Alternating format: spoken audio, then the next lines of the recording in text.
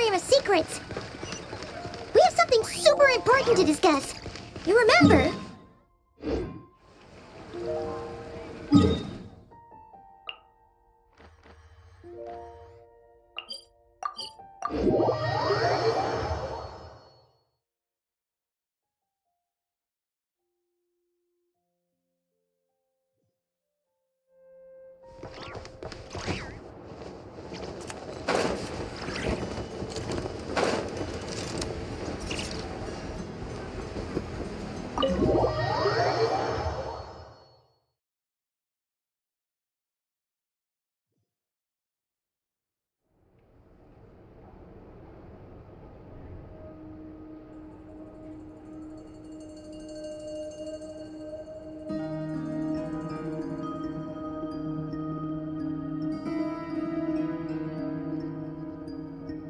Looks like the gang's all here! Yep, all ready. How about you two? Green and good to go? Paimon's ready! Great, let's get rolling then. Great. Well, first things first. Wait. Someone's here. We heard your footsteps. Although... You've been here for a while now. I take it you followed the Traveler, but I don't sense any ill intent in you. Come on.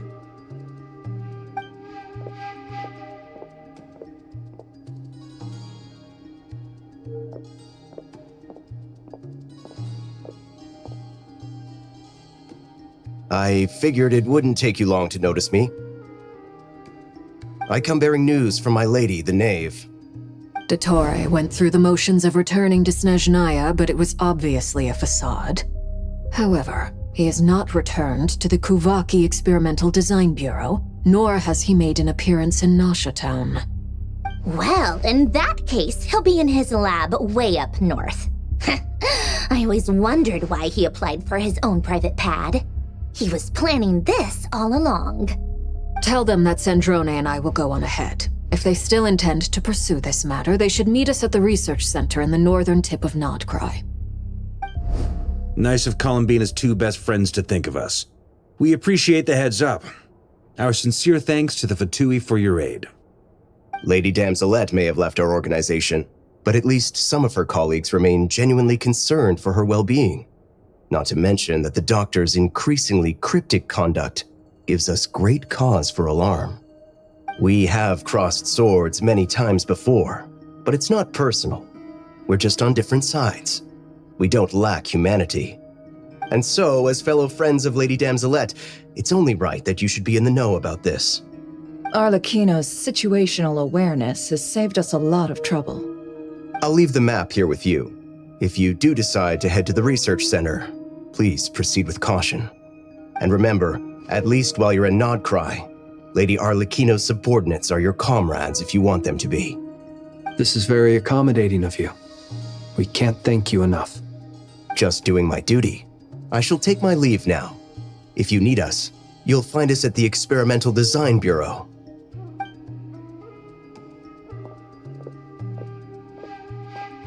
So, the doctors left the Experimental Design Bureau and headed to some research center up north. Marionette seems to think he's been planning this for a long time. But when did it start? Before he even arrived in Krai? It seems his loyalty to the Tsaritsa is lip service at most. Behind the scenes, he may even be working against her. Whatever his motives, we know that he's decisive and incredibly ruthless. Facing him unprepared would be a recipe for disaster. At this stage, it's difficult to predict his next steps. I suggest we split into two groups. We need some people to stay behind and guard Nasha Town. Well, as much as I'd love to help, infiltrating research labs isn't really my area of expertise. But at least take Cool Your Jet's Ducky with you. It should be some help during the battle. And as for Miss Inefa, I suppose you will stay to protect Miss Aino? Detecting operational logic. Protect Aino. Priority, hi. Just in case, Servarka, I think it would be best if you stayed behind as well. You can leave the research center to us. I mean, I would have said the Knight of Berea should probably be out on the front line, but okay, fine. Leave Nasha Town to me. Be careful out there, okay? If things get out of hand, fall back right away. Yehoda will be on hand to assist you. In my absence, she can handle any intel gathering work. You got it, boss. You guys make sure to get back here in one piece, all right? We will. Things are moving fast. We'd better head off soon if we hope to keep pace. So, it's infiltrate a secret research facility, or... Yeah, alright. Paimon will help out here instead. Sounds like it's gonna be a pretty intense fight. We all have to bring our A game here. So, anything you need to wrap up before we leave?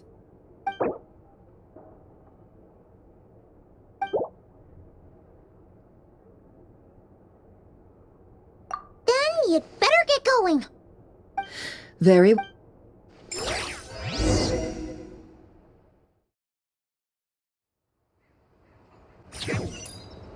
All these broken machines on the ground. Someone got here before us. Could it be Arlecchino and Sandrone?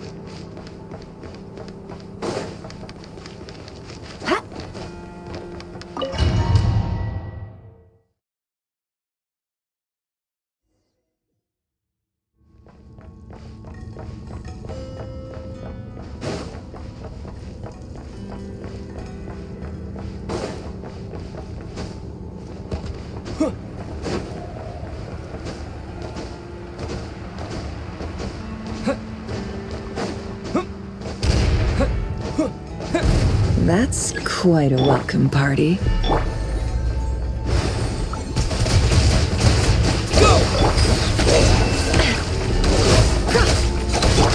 Chorus, protect us for the everlasting.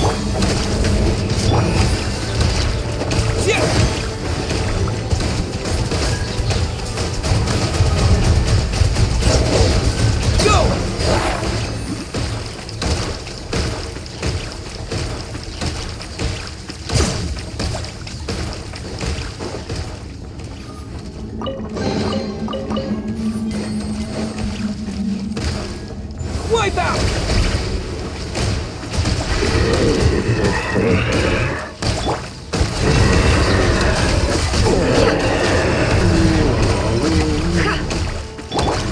Leave this place. It all adds up.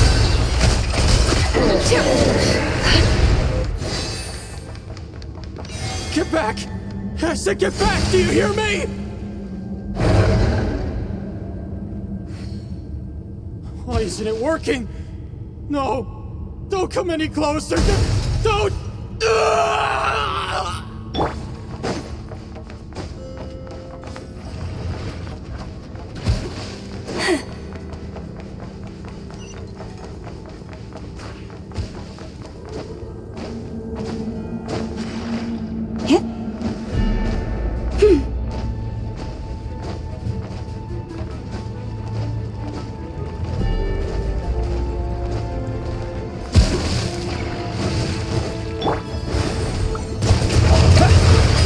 Be silent. Close your eyes. To dust. You poor souls. May your spirits find peace. Grab that key on the ground. We'll probably need it at some point.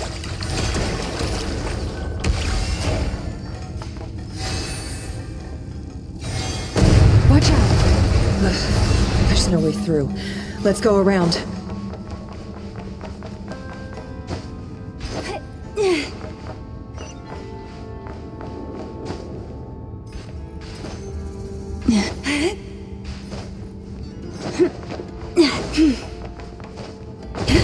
Yep.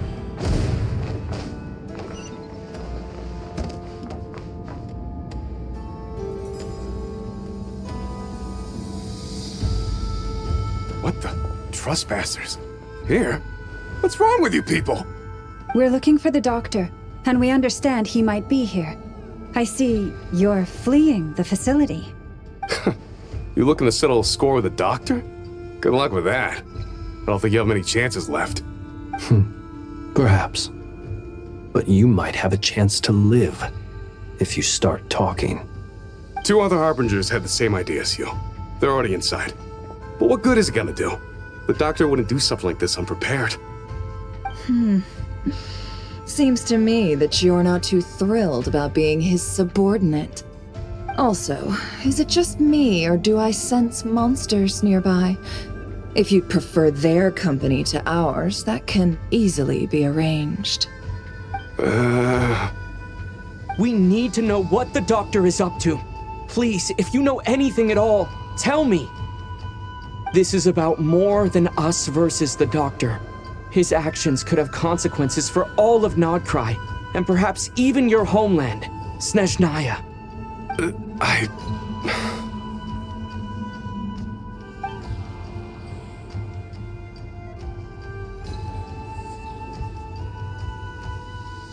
He's building something. Ambitious doesn't even begin to describe it.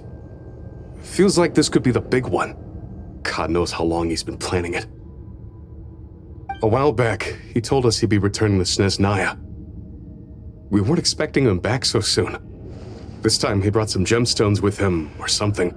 2 of them. The moon marrow spheres. He stole them from their rightful owner, Columbina. Oh, Lady Damselette? Last I heard, she left the Fatui. Before she went, she told us she'd finished what Her Majesty asked of her, and wished to focus on some personal matters. I remember thinking that leaving us might not be the best choice. I mean, I always looked up to the captain the most, and... Back when this all started, the higher-ups dispatched 3 units to Krai to execute their plan. They were led by the Doctor, Marionette, and the Damselette, respectively. I was a part of the Damselette's unit to begin with. She never really interacted with us much. In fact, she seemed sort of detached from everything. Not because she was distracted, just felt like she was indifferent to the world around her. Like she had no stake in anything that happened. She always seemed like she was staring off into the distance. Almost as if she didn't see anything worth living for in the present, so she had to look further afield. That's right. She always used to stare up at the sky. The Doctor used to stand nearby and watch her. Apparently they got along well at first, but somewhere along the way, she grew wary of him, started avoiding him as much as possible. After she left, everyone in our unit merged with the Doctor's. He's similarly indifferent to the world, except when it comes to the moons. He seems to have big plans for them. Right now, obtaining the 3 moons is his #1 priority. He even said if he can only get his hands on 2 of them, he'll create a 3rd one himself. How would he create an artificial moon marrow? Maybe the knowledge he gained from the Hyperborean phantoms has something to do with it. Thank you for cooperating. We appreciate the level of detail. I get the sense that you'd serve under Columbina again if you had the chance. Would that be fair? No, she's no longer a Harbinger. As a member of the Fatui, my loyalty will always belong to the Tsaritsa. I'm only telling you all this because I don't completely trust the Doctor. His actions do not align with the goals that first brought us to Krai. I understand. We'll do everything within our power to stop him. The Knave's unit is based at the Kuvaki Experimental Design Bureau. Maybe you can seek refuge with them. Well, now we know what's going on here. Artificial moon marrow. He's likely well on the way to completing it. Dottore's technological capabilities are far more advanced than I thought. I fear this could get ugly. Everyone, prepare yourselves.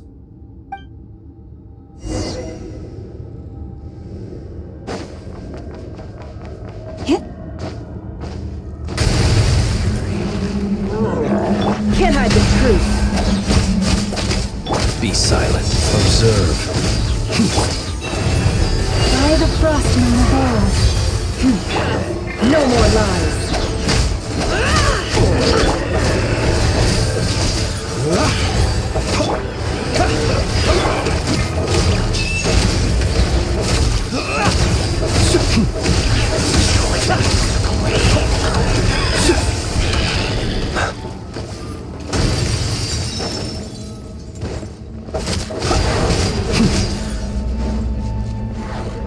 It all adds up.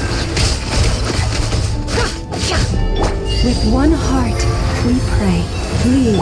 The deception ends here. Water jet! Bombs away! Close your eyes. The long sleep beckons. No more lies.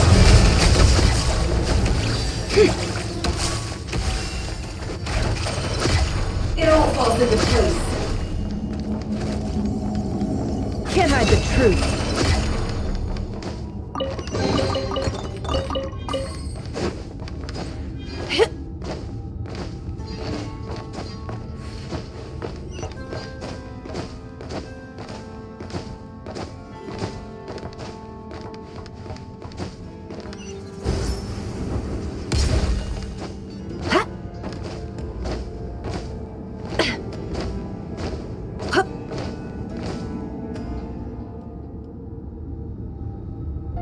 Welcome, one and all.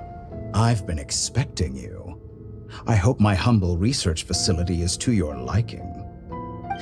Yeah, we really appreciated fighting our way in through a horde of monsters. The gall. You expect us to believe you've just been patiently waiting for us? Of course I have. Should I be worried about something?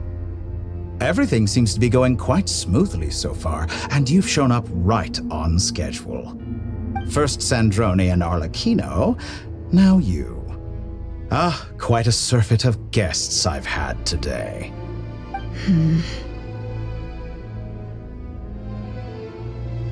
If you were looking for them, I should probably mention that Arlecchino disappeared as soon as she entered the facility. As for Sandrone, why, she stood right here only moments ago demanding answers from me at the top of her voice. Hardly out of character. She never was one for basic courtesy. But I have to admit, I was a little surprised to see her showing concern for someone besides herself. Does everyone you associate with undergo such a change in temperament? Speaking as a researcher, I have to say, it is not a change for the better. It threatens one's ability to remain objective.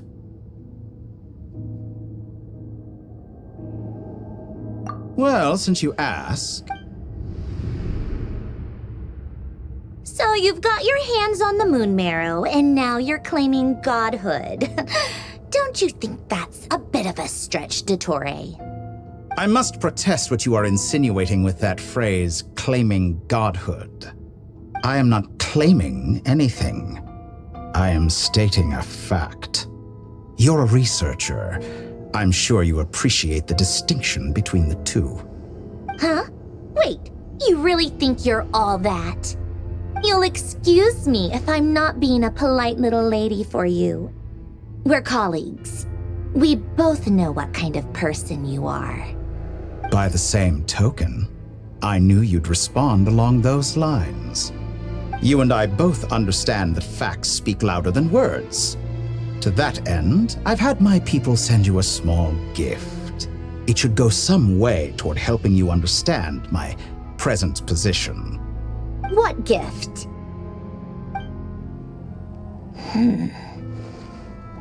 Where have all your troops gone? Who knows? Perhaps they are already marching toward a new world, following in the footsteps of an unknown god. As vulgar and arrogant as you may be, dear Sandrone, I have no intention of taking out my displeasure on your subordinates. They will enjoy equal rights to my own. You sent your people to the Experimental Design Bureau? That's a Tsaritsa's property. Yes, and I am very mindful of Her Majesty's instructions. But you know full well that they do not conflict with my present goals.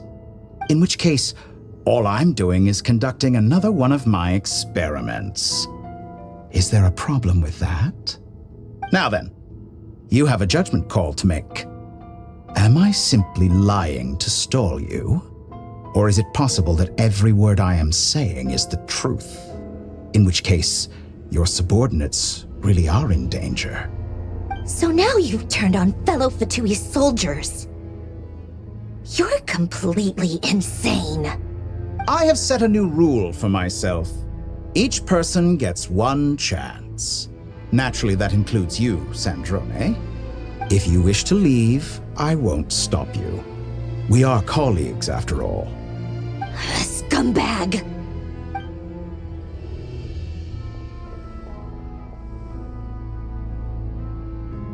Still, I hadn't counted on Sandrone sparing any thought for the people of this world. Shame. I always found her self-centeredness to be one of her few better qualities. How can she ever hope to achieve greatness when she's so obsessed with protecting her little design bureau? It's more than a little disingenuous to speak of achieving greatness while taking hostages. Or does honor no longer mean anything to you? Honor? I have the marrow of 2 moons in my possession and will soon complete the construction of a 3rd. I will be the god of a new world. And you speak to me of honor? How charmingly naive. Those are sacred relics. You do not deserve them. In my view, many in this world do not deserve to be alive. And yet I mercifully permit them to go on living, do I not? You'll come to regret your actions. Will I now? Let's see if you can make me.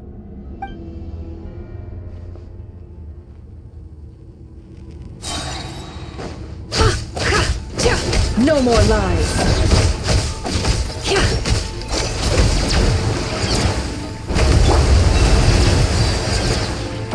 Stay your hand. Target acquired.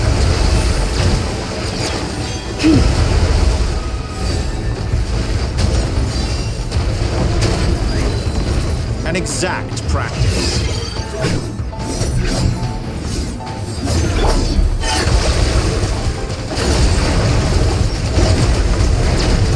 Water jet!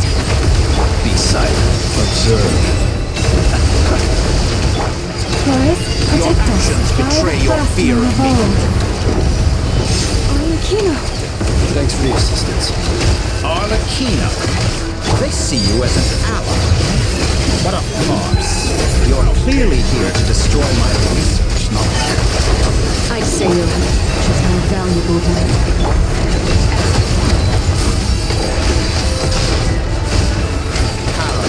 disappointing.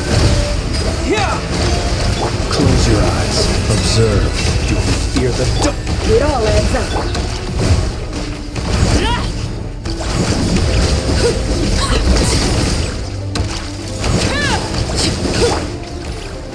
Shatter like a reflection. Be silent. Close your eyes.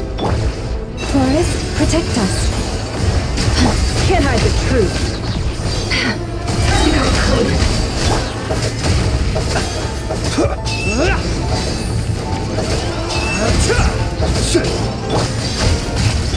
Leave this place. Go! Is this all it takes to tire? To dust. Close your eyes. Is that the best you can do? It all adds up. The deception ends here.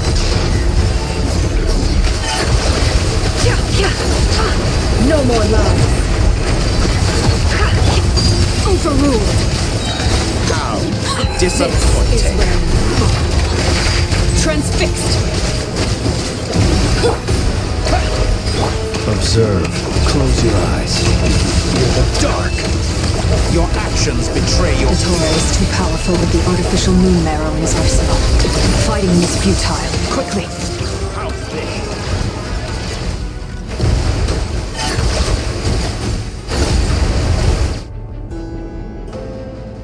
Let's go. I've always thought it is wiser to flee than surrender.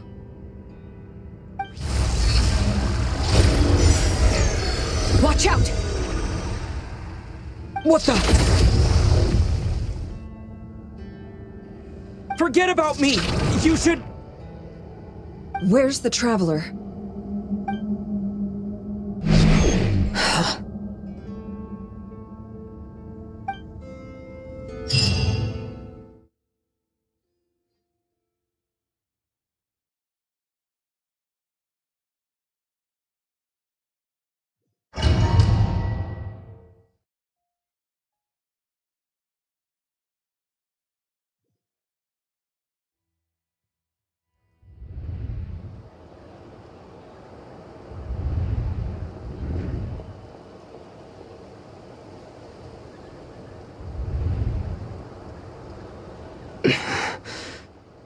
What just happened? Nasha Town? How did I get here? Strange. I remember being trapped by Dottore during the battle. And now all of a sudden, I'm here. Something weird is going on. I guess I'll start by exploring the area. Huh? Traveler? What brings you here at this hour? Huh? What are you in the mood for today? A hot dog? Or something else? We've got some special discounts at the moment. Want to see the menu? Sorry, I'm not hungry right now. Ah. Well, feel free to take a seat for now. Let me know if you change your mind. Everyone seems to be acting normal.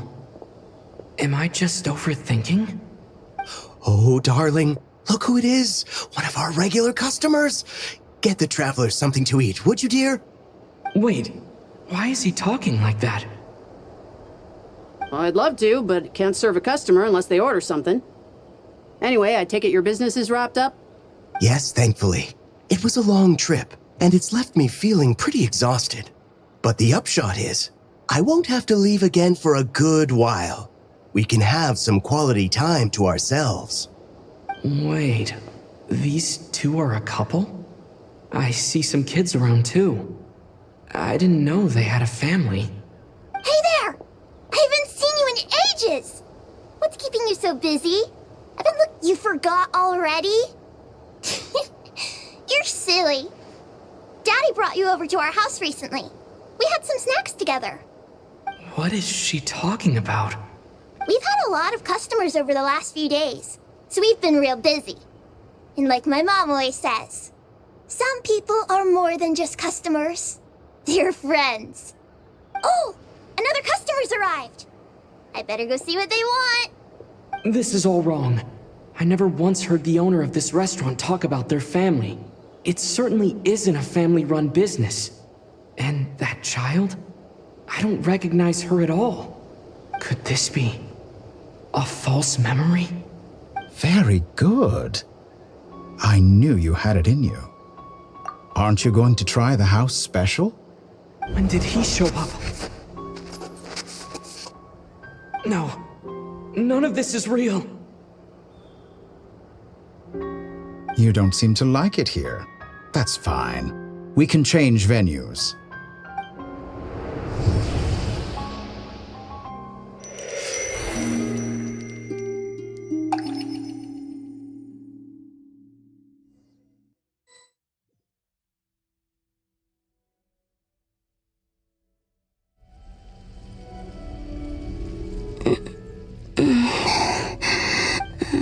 I'm still alive. Where is this place? It took all my strength to open the moon gate, and then I leapt into it. So this is the moon's reflection? The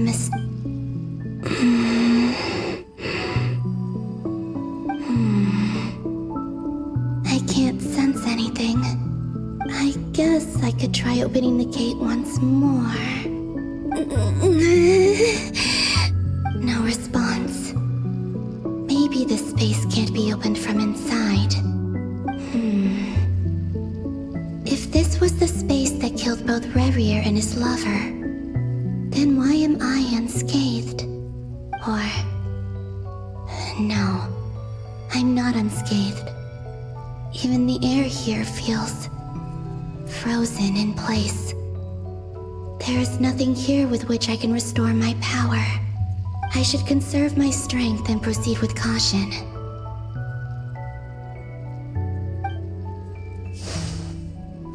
I don't believe Dottori's scheming will stop just because I escaped. If there is any chance that I can get back to the others, any chance at all, I must return.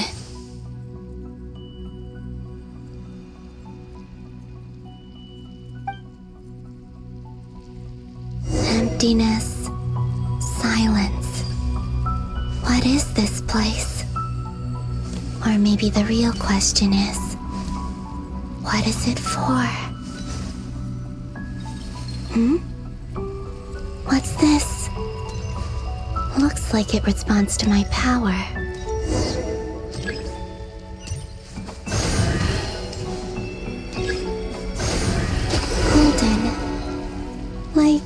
Kuvaki. Is it some sort of guide? And why does it feel so familiar? I might as well follow it.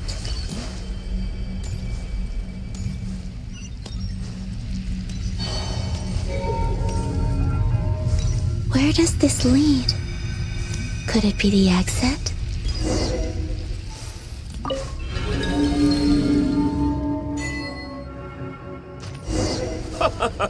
Welcome home, Moon Goddess. Is this Nasha Town? But isn't Moon Prayer Night over already?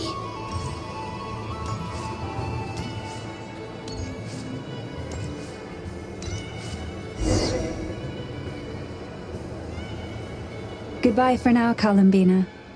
I hope you have a wonderful night. I will.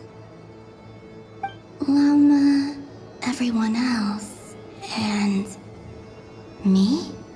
Are these my memories?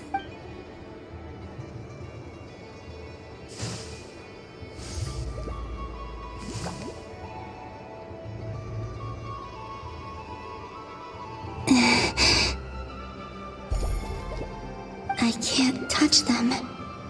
It's as if we're separated by some impenetrable power.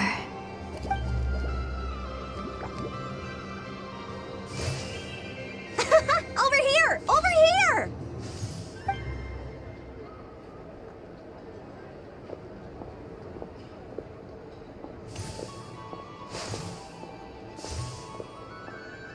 But the people in these memories pass right through me.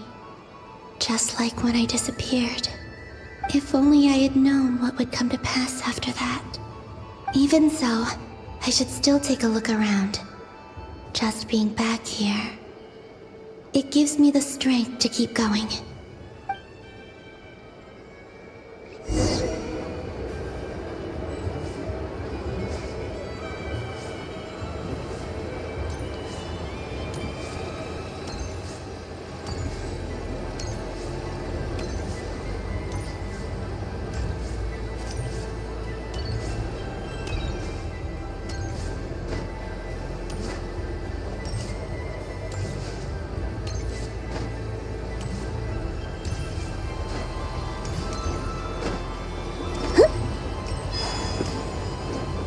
Welcome home, Moon Goddess. Oh, you're the genuine article. Alice was right. This Moon Prayer Night was worth watching after all. Oh, yes. That was the fortune-telling stall run by Barbeloth from the Hexen Circle.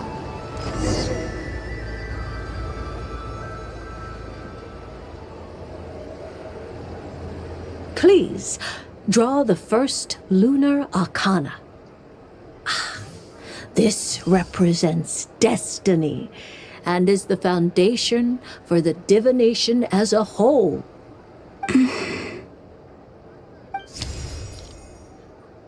My destiny. I believe the card I drew was the moon. Now that I think about it, Barbeloth's divination was absolutely right. It's almost time to draw the last card.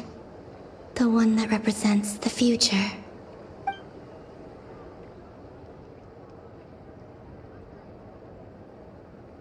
That was the card that popped out on its own. From here, I think.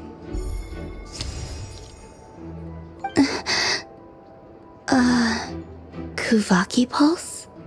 What? Fascinating. I've never encountered this before in my role as a diviner. What's going on?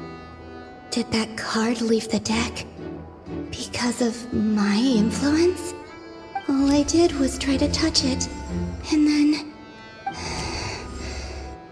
Maybe this memory space is not untouchable after all. Are there weak points in the barrier? Or is it possible that there's more to this space than my memories alone? This card is death. I need to get to the bottom of this. I'll try touching something else.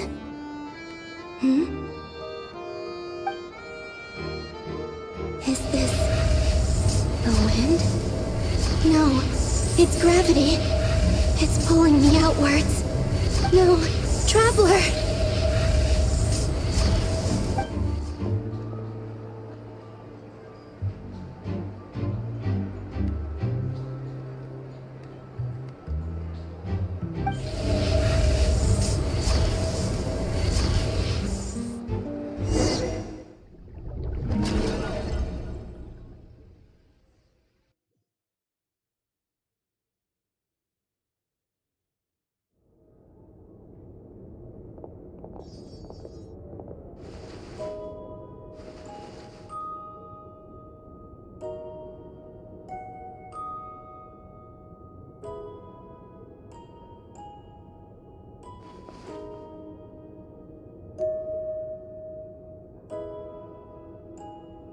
Hyman, listen to me. From the bottom of our hearts, we are so sorry. We completely understand how you must feel. The Traveler is trapped, and we all feel responsible for it. Don't say that! Hyman's not a little kid! You didn't leave him behind on purpose! There was nothing you could do! But... He's all alone in there! What if something happens to him? What are we gonna do then? We've barely spent any time apart since we met. Is he gonna die? We must find a way to rescue him. We were all involved in the operation where he was captured, and we do not abandon our comrades. That being said, it won't be easy. Through conversation with the others on our return, we've arrived at a basic idea of what we're up against. Dottore's lab has clearly been in operation for a lot longer than we realized. We found many monster samples stored there. In all likelihood, they were materials he used to research his latest technology. We also know that through his contact with the phantoms of Hyperborea, he gained knowledge about the moons and certain Hyperborean technologies. Using this knowledge, he then fashioned an artificial moon marrow to serve as a replacement for the frost moon beyond the sky. Unlike Columbina, Dottore is not being rejected by Teyvat. And even with 2 of the 3 moon marrows, his power far exceeds all of ours combined. Once his 3rd moon marrow is complete, Dottore will have completely seized the authority of the 3 moons. Teyvat's most primordial powers will then be in his grasp. Does that mean... I'm afraid so. No one could have predicted this level of insanity, not even from Dottore. And unfortunately, his insanity is coupled with an intellect and ambition that not even his peers in the Fatui can match. This is dire. Sounds like the world is done for. The 3 moons' authority can influence the very fabric of time and space. I dare not imagine what a monster like him would do with that kind of power. The trouble's already begun, I'm afraid. On our way back, we discovered that part of Krai is being enveloped by an unknown energy. We cannot ascertain what is happening inside. I'm convinced this is Dottore's doing. Not that there's any way to prove it. The issue is, we have no idea what his intentions are. The only thing more frustrating than facing down evil is knowing that it will surely come, but not knowing when. The Doctor is guilty of numerous crimes in Mondstadt as well. One of our knights, well, former knights, his father was murdered by Dottore. His ideology and methodology are a danger to everything in his path, from individuals to entire nations. He does not feel guilt, even when he acts against his own people. He doesn't see them as his own people, that's why. People like him see everyone else as beneath them. Right. He views other people only in terms of how they can benefit him. That's the basis of all his social connections. Granted, he's hardly the only harbinger to pursue their own interests. We all do. And Her Majesty is gracious enough to permit it. Still, her mercy has its limits. Dottore actions have gone beyond even what the Fatui could have imagined, usurping divine authority to become a god. For a servant of the Tsaritsa, that goes beyond being disloyal. It's treason of the highest order. We can't expect him to heed the Tsaritsa's will once he gains the Three Moons' authority. Even we Harbingers consider him the most self-interested among us. Poor Traveler. Of all the people to get caught by... We have to go save him right now!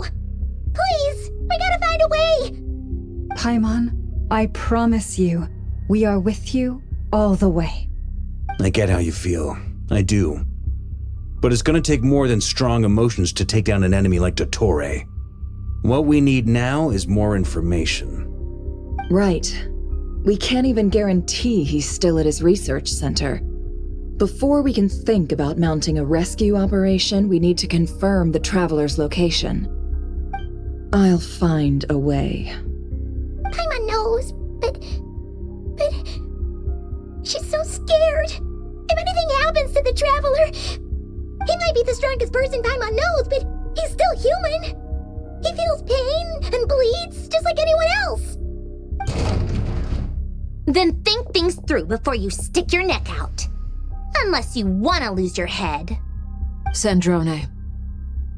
Miss Sandrone, you're okay?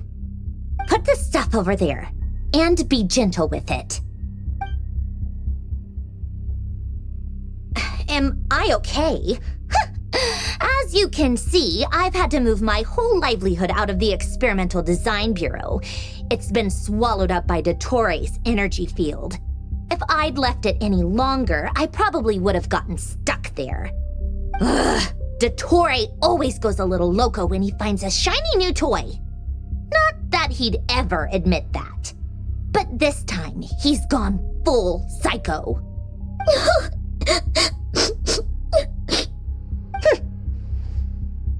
Just go ahead and cry already. Sorry. Paimon's not trying to make it scene. It's just, she can't.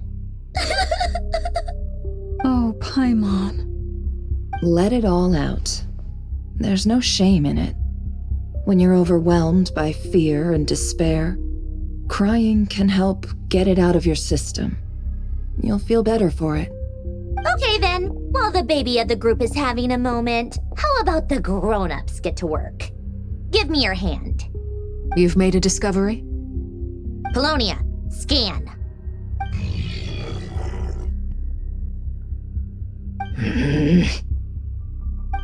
You, hand, now. Oh, I thought you'd never ask, my lady.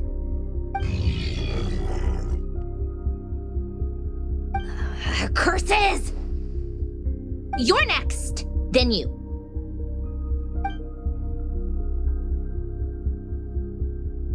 Dottore, you son of a... He's done something to us! Everyone who entered his research center has been implanted with some sort of curse. I don't feel anything unusual at the moment. Does that mean it hasn't activated yet? Is there a way to figure out its purpose and what might trigger it? My best guess is Dottore created it using the Moon Goddess's powers. 1 second, analyzing. Ugh! That friggin' maniac! So, what twisted game is he playing this time? The moment I analyzed the energy composition, some encrypted text appeared in my mind's eye. And when I deciphered it according to the Fatui standard encryption protocol, I got the following message. Feel free to run, or you will perish in Nod Krai. He's mocking us. Yup, he loves to toy with people. Only in this case, there might be more to it. But I didn't detect any murderous intent or malice either in the message or the curse's energy. As if this is him at his least malicious. Or perhaps all people are cowards in his eyes. Maybe he thinks the threat alone will be effective. What a despicable person. And he has the Traveler in his grasp. If I may, as unhinged as Dottore may be, he has always exercised great patience with the objects of his interest. I remember a comment he made when we first arrived in Krai. He said, "This world is, on the whole, an exceedingly dull place. But at least there are a few intriguing features, such as the gods or the traveler. Presumably, they interest him because they're unknown quantities. He wants to understand as much as he can about them." Agreed. The Traveler is Tevat's fourth descender. All Harbingers are aware of this. Since Dottore took such pains to capture the Traveler, he is unlikely to kill him right away. Okay, but we still have to do that rescue operation. Of course. I also think we need to read between the lines with Dottore's message. If he's encouraging us to run, that means we mustn't leave Krai under any circumstances. My guess is, his curse will only trigger if we leave.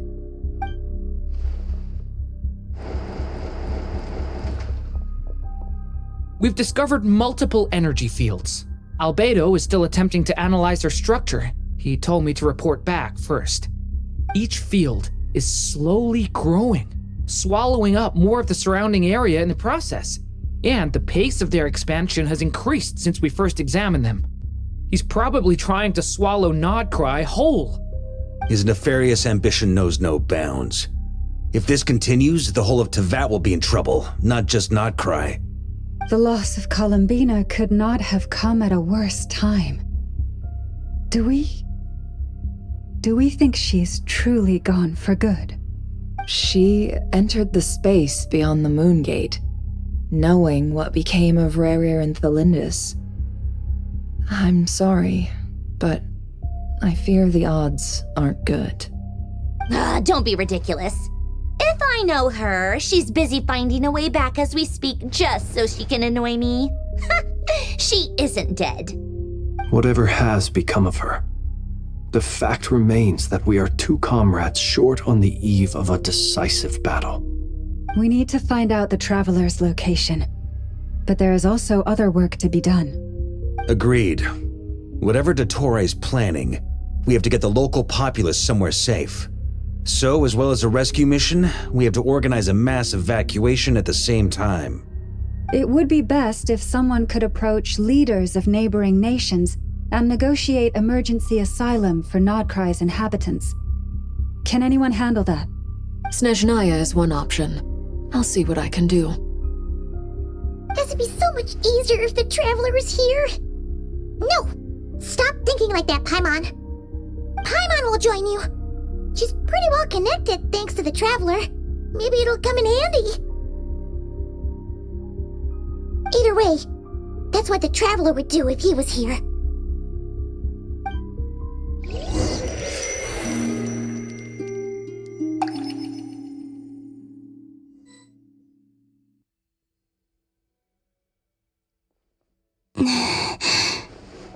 Back here again.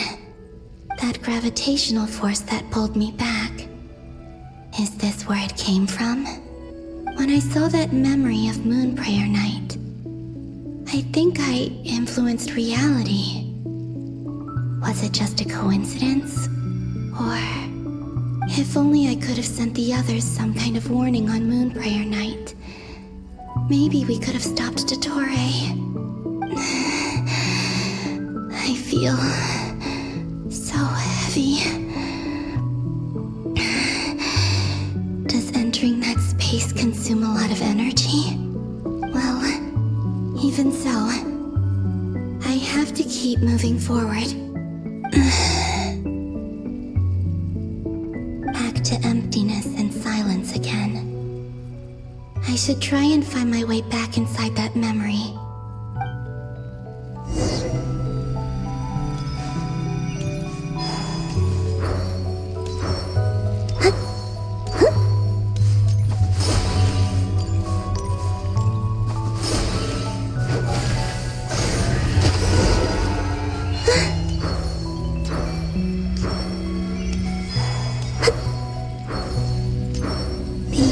From last time isn't showing up. Looks like I need to gather these scattered fragments.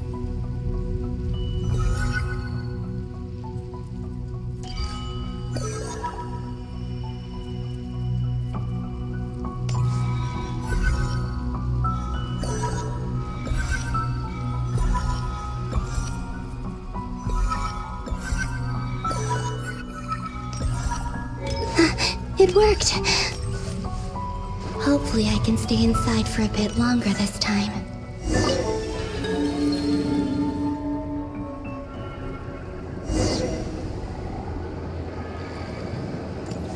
Ad Astra Abyssosk. Welcome to the Adventurers Guild. What? This doesn't look like Moonprayer Night. Extra, extra! Latest issue of the Nausea Express! I don't think I've ever been here. Maybe this space isn't comprised of my memories after all. There aren't any festive decorations around. Is this Nausea Town after Moonprayer Night ended? Did Dotori's plan not affect the town? Or is no one aware of what happened because he used the Three Moons' authority? Let me see if I can influence anyone else. So, what do we do next? Wait, that voice. Paimon? The most important thing right now is to find that mage. Lauma the Traveler and Mr. Varga are here too. I'd better go pay the Fatui a visit. Traveler!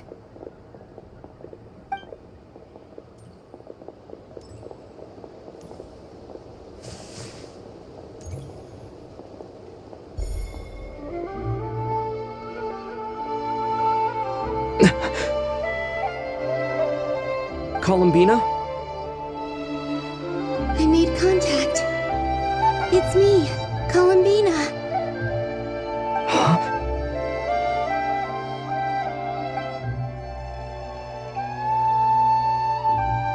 Traveler? Let's go! This is no time to be spacing out!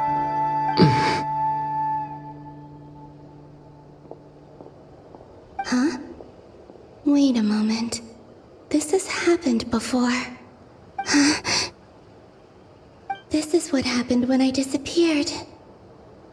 I stood right over there, thinking that no one would ever find me again. It was only when he called my name that I decided to follow them. But did he turn around because he sensed my touch just now?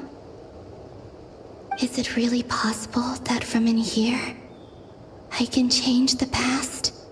If I keep following them, maybe... Huh?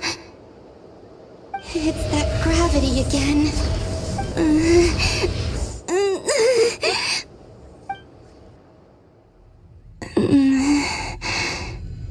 Every time I influence reality within that space, this force intervenes and pulls me back. It's as if it's trying to stop me from leaving.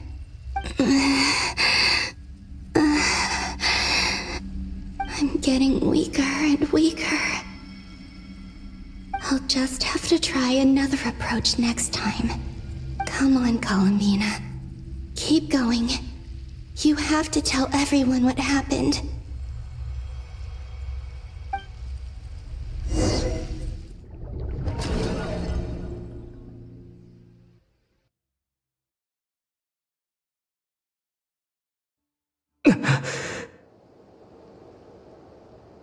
Suddenly, I've been plunged into darkness. Alone. It feels strange. As if something has grabbed hold of me. Is Dottore now powerful enough to interfere with space itself? Look at you, standing so still in total silence. I almost didn't recognize you. Hello there, traveler. He seems to be in a good mood. Wait, what's that behind him? Ah, so you noticed. This is the completed Trilune.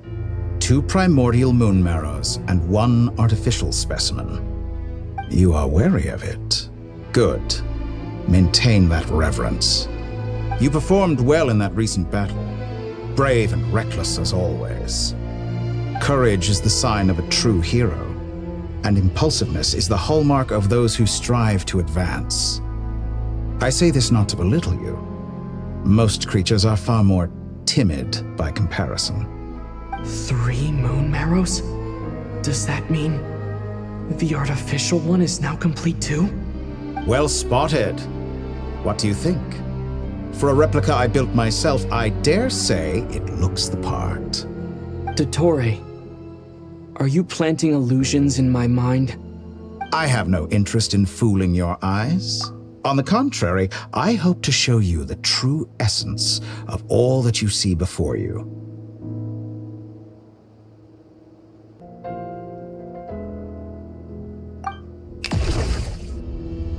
Is this not a beautiful city? People live in peace and find joy in their work. The streets are safe. People can even leave their doors unlocked at night.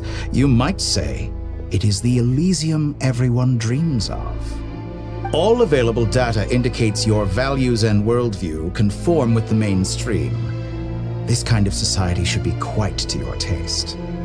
False beauty is deceitful. Lies are to no one's taste.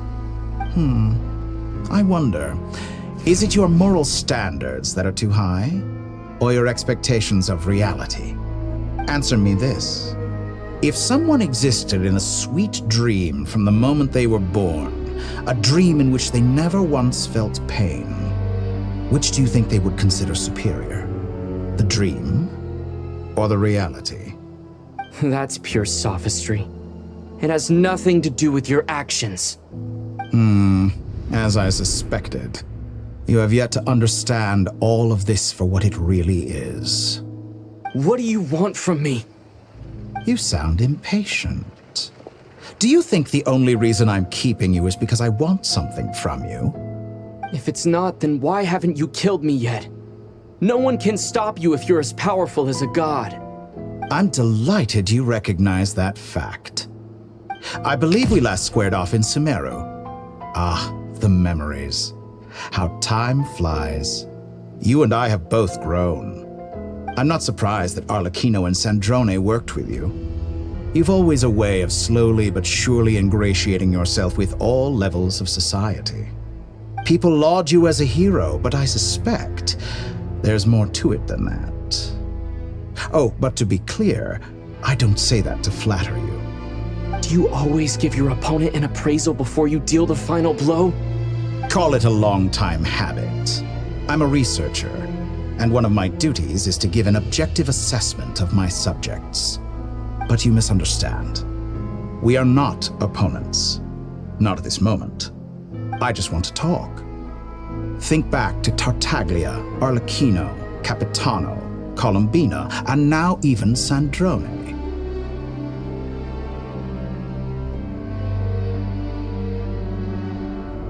You've worked with each of them in the past. I believe you can work with me as well. What makes you so sure? Well, why not? Should the good associate only with the good and the bad befriend only the bad? I like to think we could have a more mature relationship than that. Surely you don't think all your relationships are grounded in friendship or shared ideals? People come together because it benefits them to do so. If you think of the people you admire, you must surely admit that they have provided some benefit to you. Morality, ambition, dreams. People have plenty of words to embellish the nature of their relationships. But once you break free from those ethical frameworks, you will see that the only thing connecting the two of you is mutual benefit. And that is what I'd like to talk to you about. We're finally getting into it. He's probably been planning to kidnap me for a long time now. But for what exactly? He has the authority of all three moons. I won't be able to gain the upper hand in a fight. Best if I pretend that I'm willing to negotiate for now. You say you're a god, but you also speak of mutual benefit. What could a god want that the three moons cannot provide? Excellent question. But before I answer, I would ask you the same thing.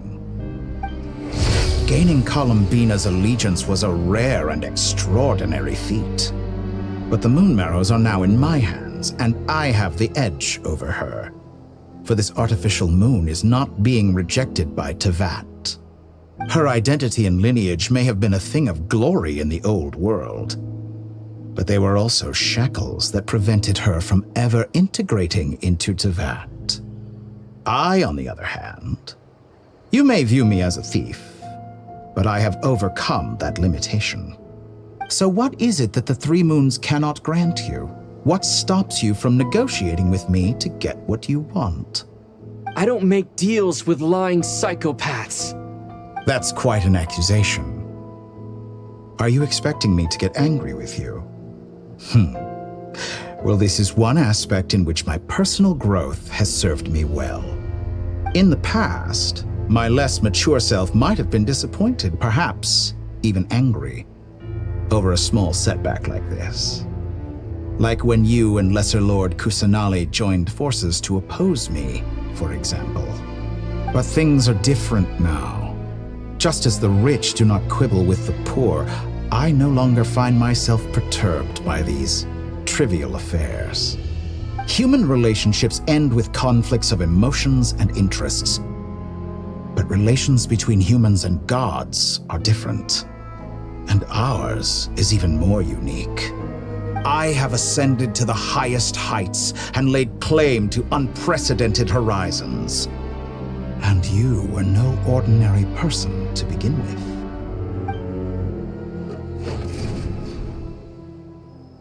Allow me to show you the world, Descender.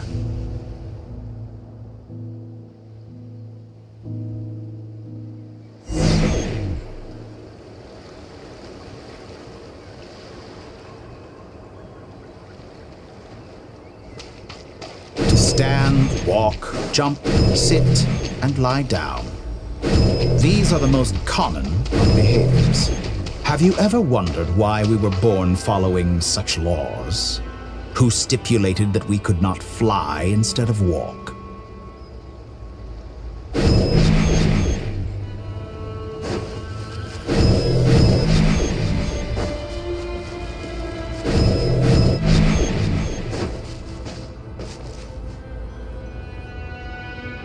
Someone of your talent and experience must surely know of the four great rulers who serve the heavenly principles.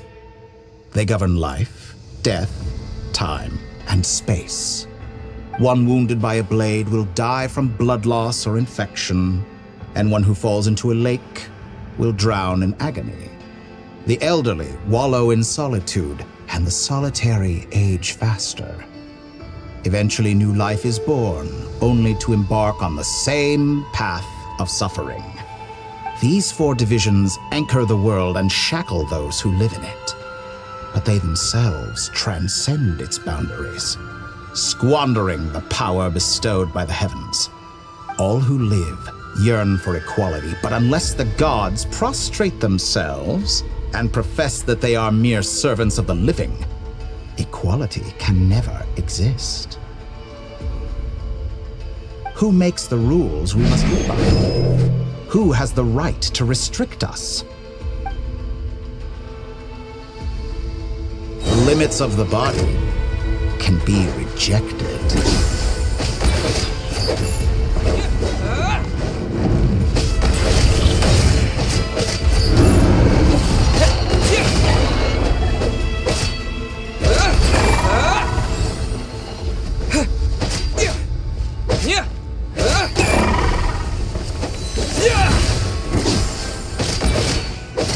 How does it feel to be among those with absolute power?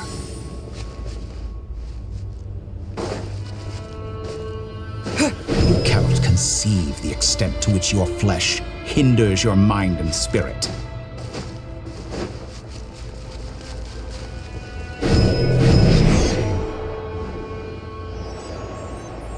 Only by discarding our useless, primitive eyes can we perceive a new world.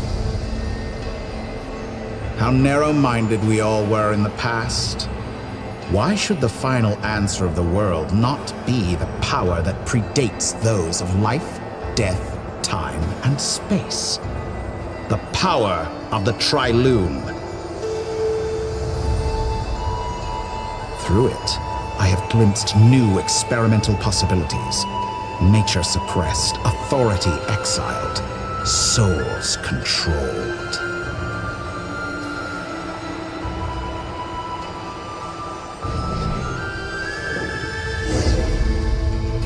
You know, I heard recently that a group of critics reviewed countless stories and drew an interesting conclusion. They found that it is more often than not the villains who strive tirelessly to push the boundaries of progress. In fact, long before this, someone voiced a similar idea in an academia editorial.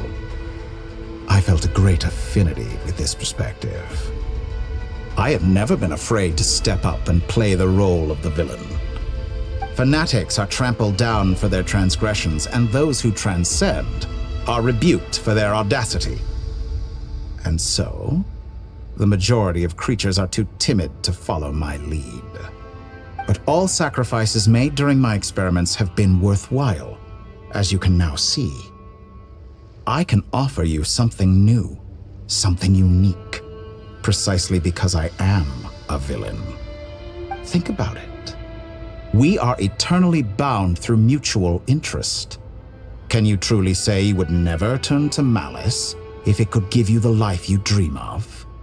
After all, what value do perfection and purity really have? They are fragile and feeble things, utterly tedious. I say, better to be governed by a flawed humanity than a gnosis. The true seeker of knowledge is the villain who undergoes countless tribulations in pursuit of their goal. I'm sure many people have told you that you're different. Because I'm a descender? Exactly. Very clever. But what has that got to do with you? I do not conceal my wicked deeds, my selfish desires, or my greed. A true researcher must act as I do if they are to understand and speak of the truth. And yet, a knowledge seeker like myself will inevitably grow tired of studying Tevat beyond a point. You have traveled to all corners of the world and met many people. Along the way, there have been moments when you were misunderstood or even became a wanted criminal. And all the while, you have spent your days doing some of the most mundane jobs in the world. You fight and toil, claim minuscule rewards from my friend Pantalone, then you fight some more, winning some battles and losing others as your search goes on. And this cycle continues, with no end in sight. Surely you must sometimes grow weary of being stuck in this same loop day after day. We're completely different. I embrace everything that life throws at me. I am engaged in every step of my journey. How does that make us different? I too embrace what life brings, researching everything that interests me. Think of all the novel things I've managed to create, like the artificial moon marrow. Don't you see? As unique a specimen as she was, even Columbina is not irreplaceable. Take that back. She's gone because of your actions. I didn't say that to anger you. Though admittedly, I don't see what there is to be angry about. Anything Columbina could do for you, I can do better. I know what your ultimate goal is. You wish to walk the path your sister walked, and seek answers from her at the end of that journey, don't you? Someone like you could never understand what it feels like to care about another person the way I care about her. Perhaps not, but that doesn't mean I can't help. I could find your sister right now, bring her before you, and make her give you the answers you seek. Don't be so presumptuous. You'll never begin to understand the situation between us. Oh, no. This is no presumption. I'm only offering what I know is possible with the power of the Trilune. But it seems like you would sooner continue with your journey through this world. Why? Do you truly desire this journey? Or is it simply a necessary process from which you cannot escape? Think of all the time and energy you have spent, everything you've had to endure just to make it this far. Is this really what you want? Or has your hand been forced by the promise of that final answer? Yes, you have made many friends. But do they ever spare a thought for the void in your heart and what it yearns for? What you want is not friends. It is family. But do they know this? I, on the other hand, am far more considerate. Join my experiment, and in return, I will bring your meaningless journey and all its struggles to an end. This is a malicious attempt to manipulate me. But at the same time, he's stating some very human truths. Of course he's right about my predicament. How can I deny it? I have faced ungrateful strangers, never-ending troubles, an endless quest for answers. I want to see her. After everything I've been through, words can't describe how much I miss her. How much I want to be reunited with her, wherever you are right now. Do you miss me too?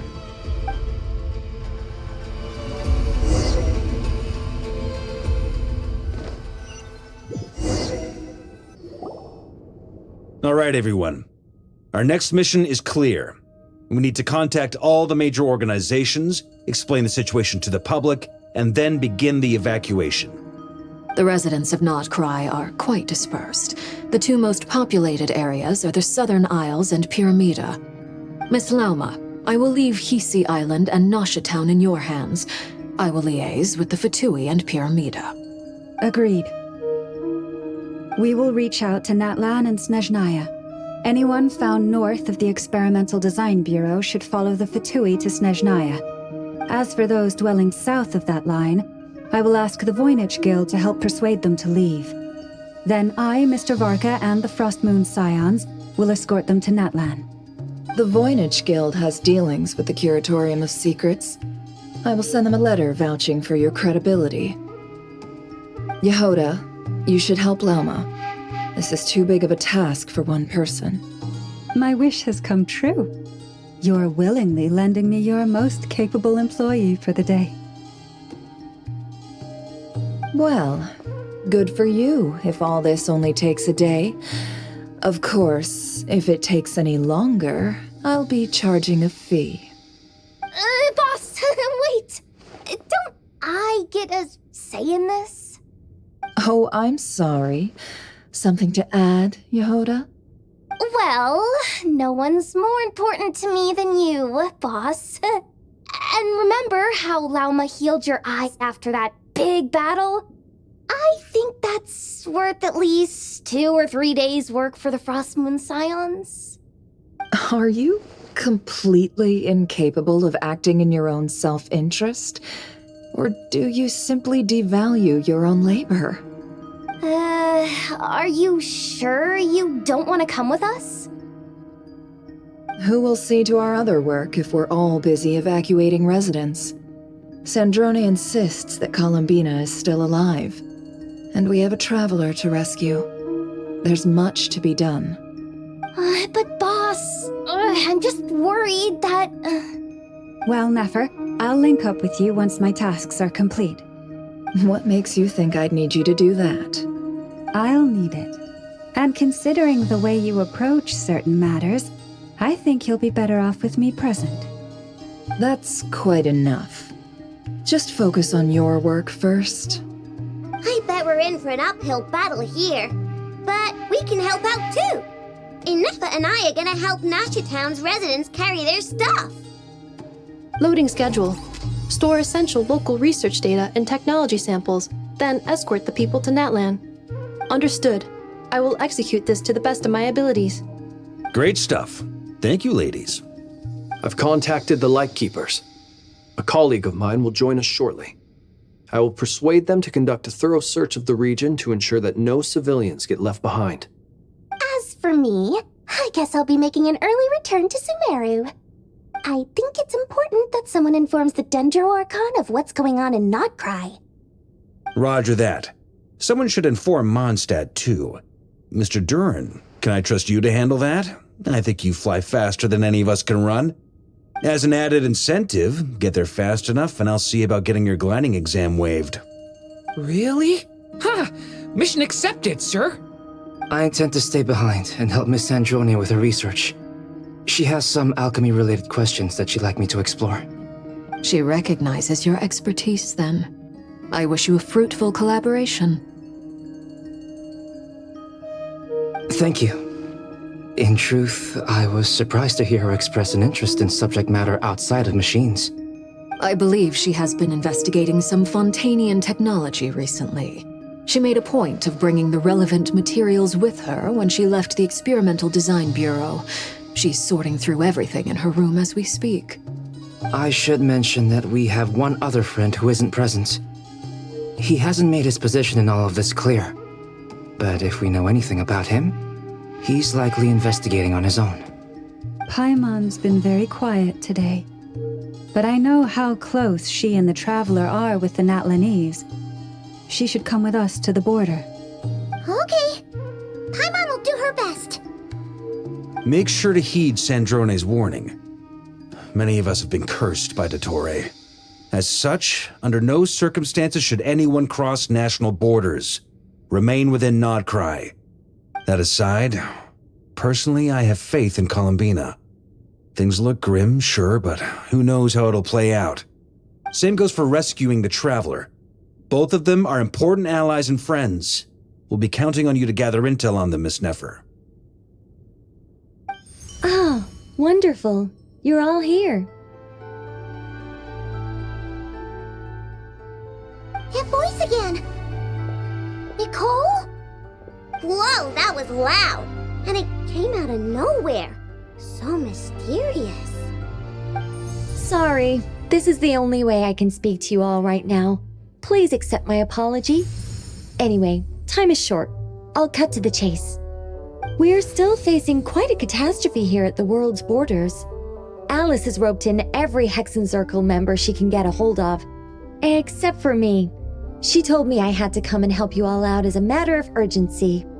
I quote, "You love talking, don't you? Well, now it's finally your time to shine. Take these. Make sure the whole party gets one each. You'll be in charge of making sure everyone stays connected." Huh? Is this a Dodo communication device? Scanning. Unknown device. Analyzing. Unknown device. Conclusion. Cute. Affirmative. It is cute and good. I believe that I quite like it. This is no ordinary Dodo communication device. It's my very own special modified version, specifically... Oh, sorry. I almost went off on another tangent there. Anyway, help yourselves.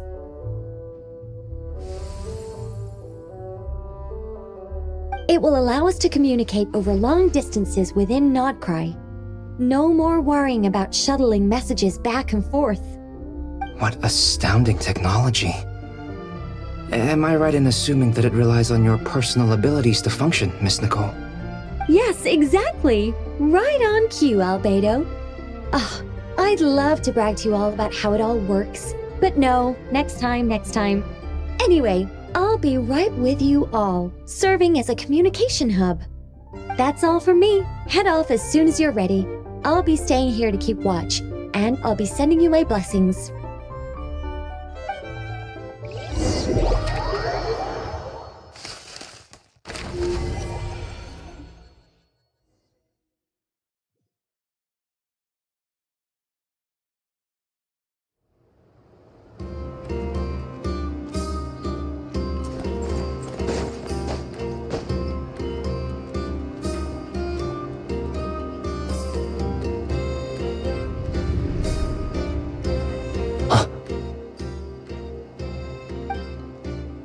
Sir Flint. Perfect timing. I just arrived myself. You are most considerate, Master Ilua. But in fact, I know you have been sitting here for quite some time. If you saw me, why didn't you say something? I was curious to see how long you could sit still for. Also, shouldn't you have managed to sense me approaching? That would be a first. You always seem to appear out of thin air without making a peep. Also, how many times do I have to tell you not to address me as master? I don't qualify. I beg to differ. Why should a young man so well versed in social graces as yourself not be worthy of that title? Please, Lord Flint's... Sir Flint's. I'm begging you, don't flatter me into complacency like you do with everyone else. You understand me better than most. My newest acquaintances tell me I love complimenting others. What do you think? I think they don't understand why you do it. You just love puffing people up till they're a big, happy ball of hot air that floats away into the sky. In all sincerity, I can only hope that they bring good tidings when they come back down to Earth. Is the situation that bad? We just held a strategy meeting. Let me fill you in.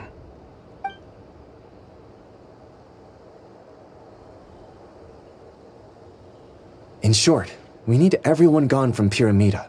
We also need a team of Lightkeepers to scour the more remote regions of Krai for civilians to evacuate. I only hope we have enough personnel. We do. Old Man Nikita will definitely help, and we can recall anyone out on patrol to focus on this instead. Good. I'm sure you and the others will make short work of this. Now, don't forget, once you've completed this task, make sure you and the rest of the team evacuate to either Snezhnaya or Natlan as well. Flint? If you've got something to say, Master Ilua, why not guess what I'm thinking right now? You mentioned that you have something else to deal with later. How difficult is it going to be? I doubt it will be easy. I know you're a Lightkeeper, and it's your duty to protect others in times of crisis. But I have a feeling that you'll be walking into grave danger. However bad things have gotten in the past, Krai has never faced a mass evacuation before. But from the sounds of it, you don't intend to come with us. I don't mean to pry, and it's probably none of my business. But whatever it is you're intending, you don't have to go through with it, you know. I've been afflicted with some sort of curse, and I'm told it may well trigger if I set foot outside of Krai. As such, I cannot leave. I have to act, if for no other reason than to fight this curse. What? No. Why? Why would anyone want to curse you? There are plenty of people out there willing to trample over others in pursuit of their own goals. Frankly, Sir Flint, I am furious. You're making light of what is an incredibly serious situation. Indeed I am. And? And what? I told you, I'm furious about this. Nothing I can do about it, I'm afraid. Things happen, and we just have to deal with them. If you find yourself feeling angry, perhaps start by drinking a big glass of water. Hey, you mean you're completely unmoved by my anger? I'm devastated. Then allow me to express my sincerest regret. Come by the lighthouse sometime.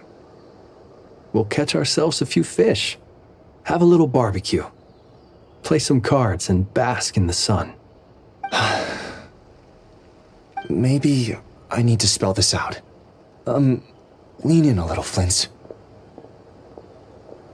Oh my, this doesn't bode well.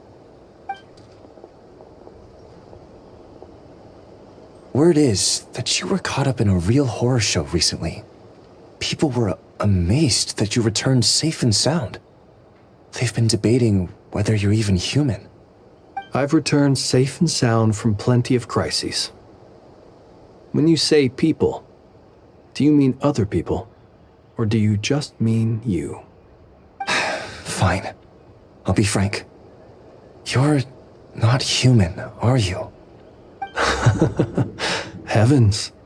Now that's a horrifying thought. You know what? Forget it. We'll revisit this once it's all over. A sound plan. Albeit a little ominous sounding. Just promise me you'll come back in one piece, all right? For you, Master Ilua. How could I refuse? Also, please pass my regards on to our colleagues. Tell them, thank you all for your assistance. Please put safety first as you proceed with the operation.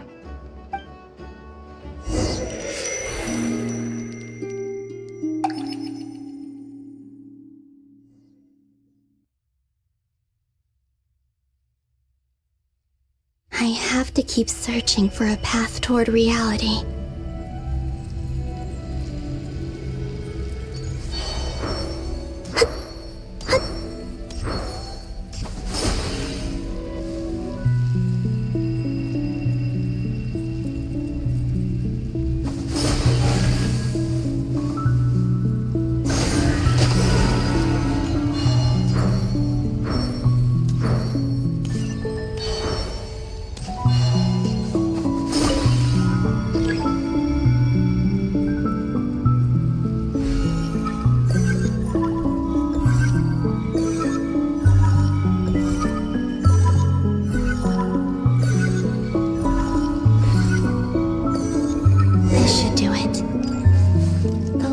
Times I tried to influence reality in this space, it consumed a lot of Kuvaki. I'll try and be more careful this time. I need to leave key clues behind using less power. I hope everyone still remembers what I said on Moon Prayer Night.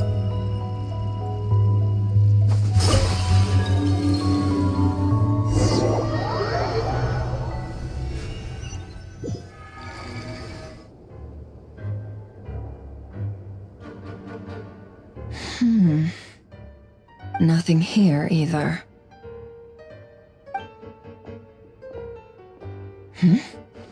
Flints?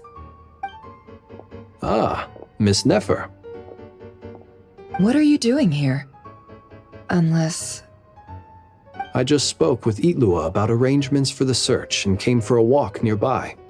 As for you, why would... It appears we think along similar lines. And neither of us likes to accept things at face value. As well as figuring out how to gather intel on the Traveler, I wanted to confirm some of my own suspicions. Also, we'll need to bring a lot of force to bear against Ettore, even if we're only looking to rescue the Traveler. We can't leave anything to chance. You don't think Columbina perished either, do you? I'm merely considering the possibility that she survived, just as you are. How much can we really know about a deity like her anyway? Do you remember what she said on Moon Prayer Night? About using moonlight to send messages to us? Of course. I think that's why we're both here. Where have you checked so far? I've been focusing on the outdoors. Anywhere the moonlight shines. I checked most of Nasha Town, but didn't find anything. I checked the Curatorium of Secrets, and a few rooms where I thought I might find some leads. But no luck here either. The only places I haven't looked yet are the rooms in the flagship. But process of elimination isn't the only thing that brought me here. Oh, really? What's your other reason? After all that build-up, our mystery ally never showed up even once!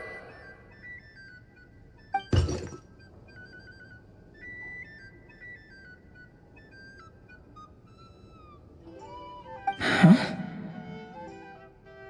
Am I imagining things?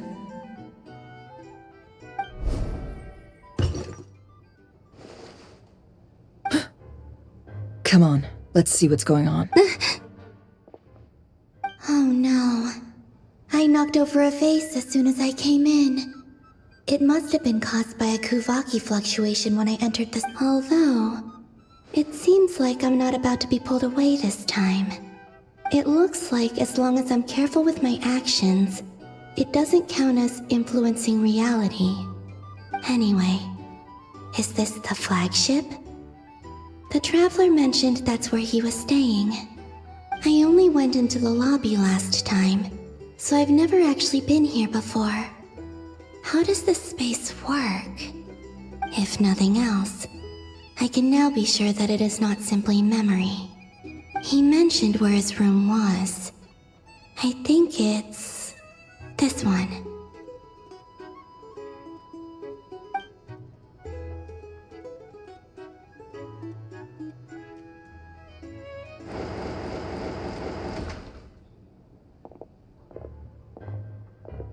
The door is closed. But if this is anything like when I disappeared, then maybe...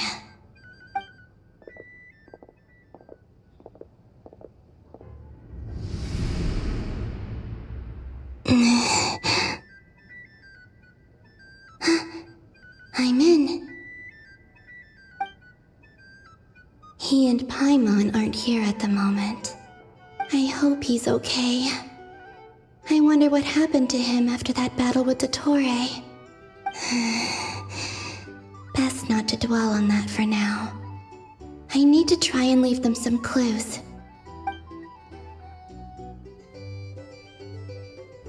Please, Traveler. I really hope you find this.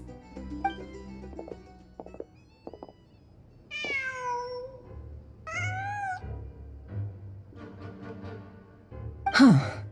Just a cat. Nothing else here strikes me as noteworthy. Didn't you stay here for a couple of nights once? Before Rarir showed himself, yes. It's also where the Traveler and I first met. Did you notice anything unusual during your stay? I remember thinking how much noisier the flagship is at night compared to the graveyard. Other than that, no. The Traveler and Paimon were most congenial neighbors.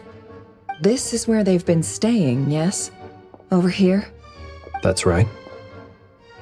I wouldn't usually condone breaking and entering, but we can make it up to them later.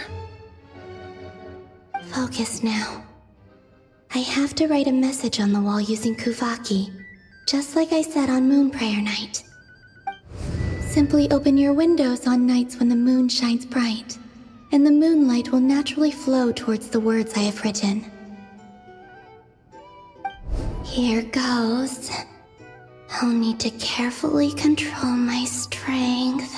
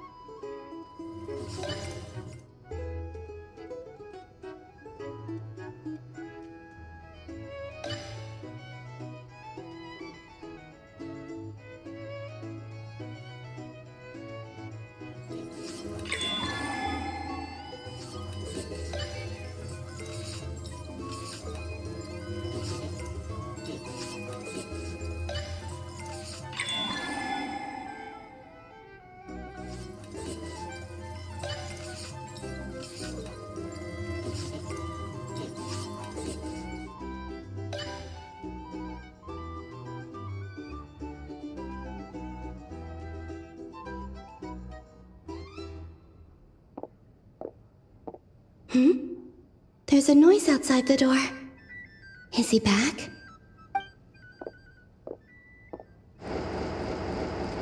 Please, you have to see these words.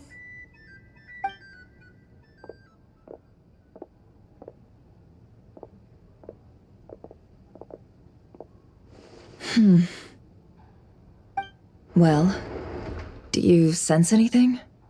Unfortunately, no. And this place was our last chance. Not necessarily. We've only looked in Nasha Town so far. Miss Columbina said she would leave messages at her friends' dwellings. It's still worth checking where Miss Lauma lives and where I live. Let's try and make some time to look into those then. Wait. What are you waiting for? Paimon might have overeaten slightly. What's that look for? This is a victory feast. It's normal to eat a little more than usual. The Traveler and Paimon. It's really you. But why are they talking about a victory feast? Huh. You worried Paimon sick while you were out there fighting Rarir. So this is your chance to make it up to her, alright? Wait. So this is the night after the battle against Rarir. How did I end up here?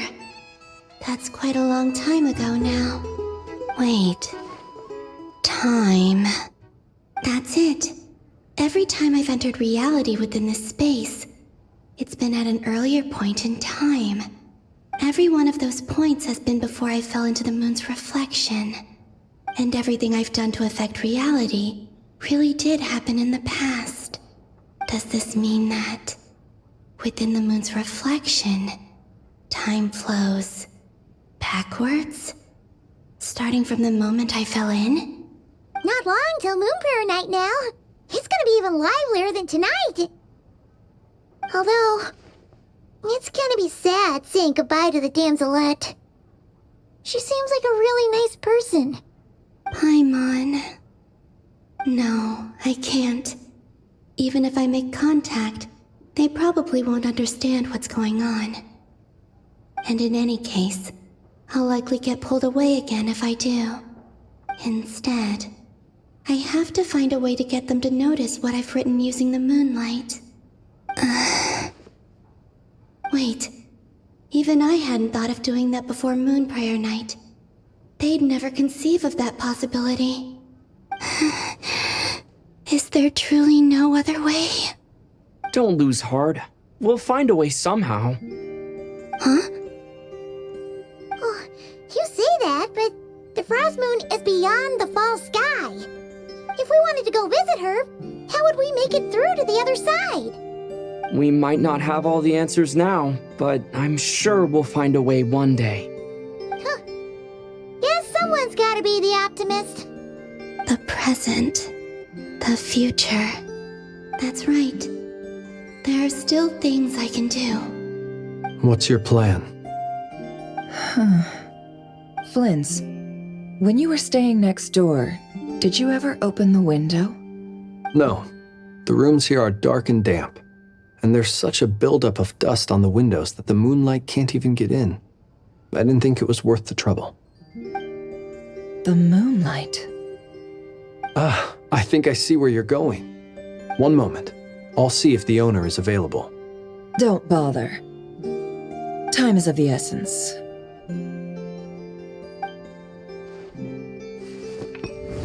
Time. Even if no one sees what I've written at this moment, maybe someone will remember what I said after Moon Prayer Night. I need to write down as much information as I can. And maybe one day...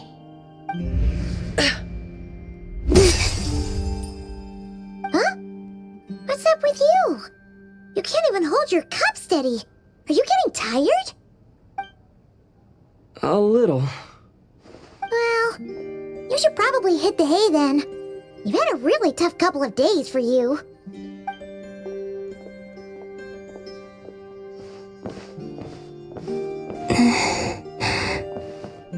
You truly have. You helped defeat Rerir, helped me reclaim my name, and you helped the others organize Moon Prayer Night. Wherever you are right now, I'm sure you're still fighting against the injustices of fate. This is all I can leave for them. How I wish I could stay here. But it's time for me to go.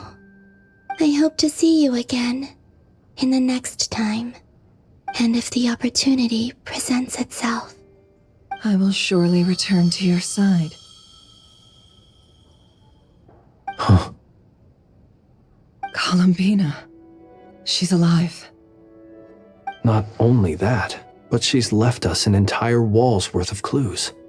She even wrote down what would happen on Moon Prayer Night. It's just a shame we found it too late. I am here. Time in this place flows backwards. I am constantly moving forward. It sounds like she's found a way to influence the past using Kuvaki. But her future is our past. So, these words have been here ever since we defeated the Ray Hero Solnari. We just never discovered them. Which came first, the chicken or the egg? Do you ever mull over questions like that? Only when I'm in a good mood, and at leisure. Well, I never do. Everything that has happened already belongs to the realm of fact. As a business person, and especially an intel broker, what I do is extrapolate from those facts to try and read the future. An admirable philosophy. It's a means of survival. Let's go. We have a wall's worth of clues to share with the others.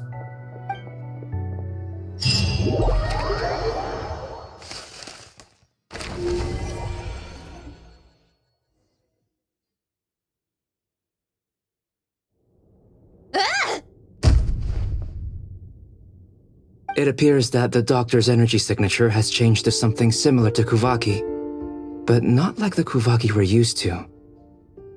Not Krai's Kuvaki devices will only have a limited effect on it. I can see why you've chosen to place your hopes in alchemy instead. Also, I must say these books are rather profound. My subordinates just shipped them in from Fontaine. Some of them are from the Narcissenkreuz Ordo. Some are incident reports from Petrichor, and then there's a few test reports for these junk machines. Additionally, after some further scanning, I've discovered something extremely annoying. What's that? Tevat's skies contain multiple moons. A long time ago, when I did my first scan, I detected 3, just as the legends say. But when I checked again just now, I detected 4 moons. So there's one extra? Yeah. Originally, I thought that if I could still find 3 moons, that would at least mean Columbina's still alive. But then it occurred to me that apart from the frost moon, Tevat's moons are just husks. And husks surely shouldn't show up in the scan, since they're not alive. It's weird, isn't it? If we can't even distinguish between a dead and a living moon, how are we supposed to know whether a moon goddess is still alive? Or does this mean that the moon marrows are equivalent to the moons themselves? It's certainly possible. In which case, the 4th moon you detected may be Dottore artificial creation. So he wasn't bluffing. He really built his own moon marrow. Ugh, I'm so mad right now. It's easy to get overwhelmed when you have too much on your plate. Maybe you need to relax.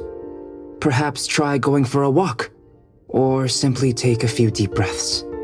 Nothing can calm me down at a time like this. I need more time, and I need progress.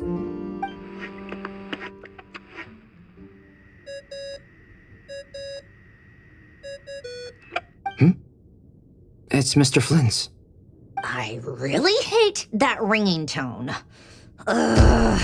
First the 4 orthants of the Narcissenkreuz, then moon marrows. Now what? Oh, sorry if we're disturbing you. Might I ask what's troubling you? What do you want? We're busy. Are you still at the Curatorium of Secrets? Yeah. Look, everyone else is still out, so there's no hurry. Plus, I'm busy, so I would appreciate if you gave me some space.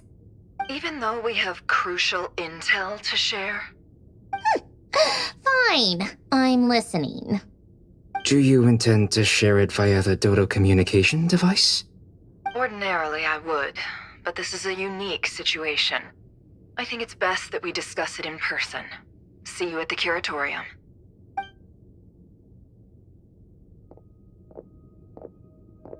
All right then. So, what's the situation?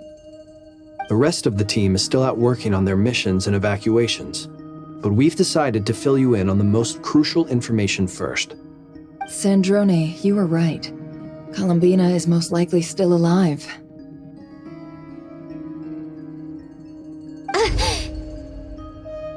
That's the best news we've received in a while, by a long way.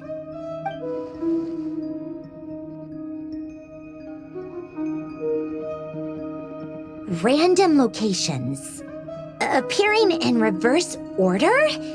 Are you serious? So not dying isn't enough for the moon goddess, huh? She has to show off too. Anyway, does this mean we can deduce her condition from the moon marrows? Miss Sandrone, there's nothing wrong with simply admitting that you're happy to hear the good news. I'm not. And she's the least of our problems. We're facing a huge crisis. If she can't control the flow of time in there, she's just gonna keep moving backwards. Different points in time won't intersect, and she'll never find a way out. Let's say life begins with a drop of water. When did time begin? The moment this planet came into being? No, that's not right. Her final destination would be the moment at which the space she is in was created. But it doesn't seem like we can influence that space from the outside world. So how can we help her? Also, if she's alive, Rerir and Thalindis might be too. But as far as we know, neither of them have come back out. That space may not have an exit at all. I'm afraid I must concur with Miss Nefer in this. Can't exactly argue with that. Let's leave it there for now. I've taken notes on everything you said. Will it help with your research? I doubt it's gonna help with breaking Dottoro's energy fields. But who knows when it might come in handy. Better to have it all written down than try to remember everything when I need it. All right, I need to get back to my research. Mr. Albedo has made a lot of suggestions that will require my undivided attention. Sure, I'll stay here. I have things to work on.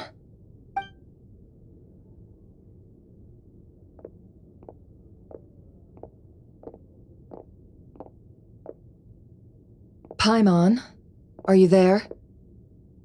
Oh, right. She went with Varka to Natlan, didn't she? Good thing we've moved her and the Traveler's luggage in here. Speaking of the Traveler, where could they be? There's a note from Paimon. Paimon here. Not in at the moment, but if anyone needs to borrow her stuff or the Travelers, go ahead and help yourself. Paimon won't be mad. Also, Traveler, if you get back before Paimon, make sure to get some rest. Paimon misses you a lot, but put your health first, all right? How sweet. Well, since you offered, Paimon, don't mind if I do. This is the Traveler and Paimon's luggage. All the items they use day to day are here. It's well organized. I wonder which of them is responsible for that. What do we have here?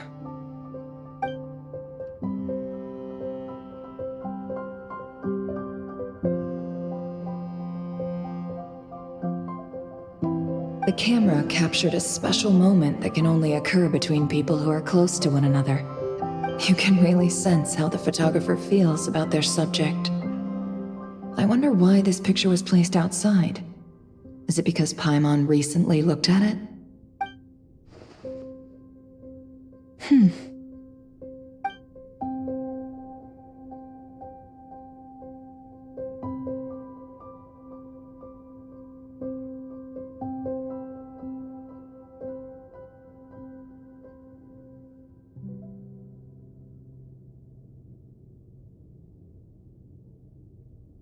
This must belong to the Traveler. Perfect. I'll use this. Hang in there. We'll find you.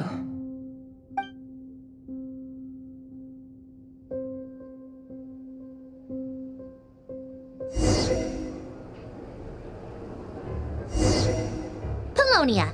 Search keyword world formula and bring me all relevant books.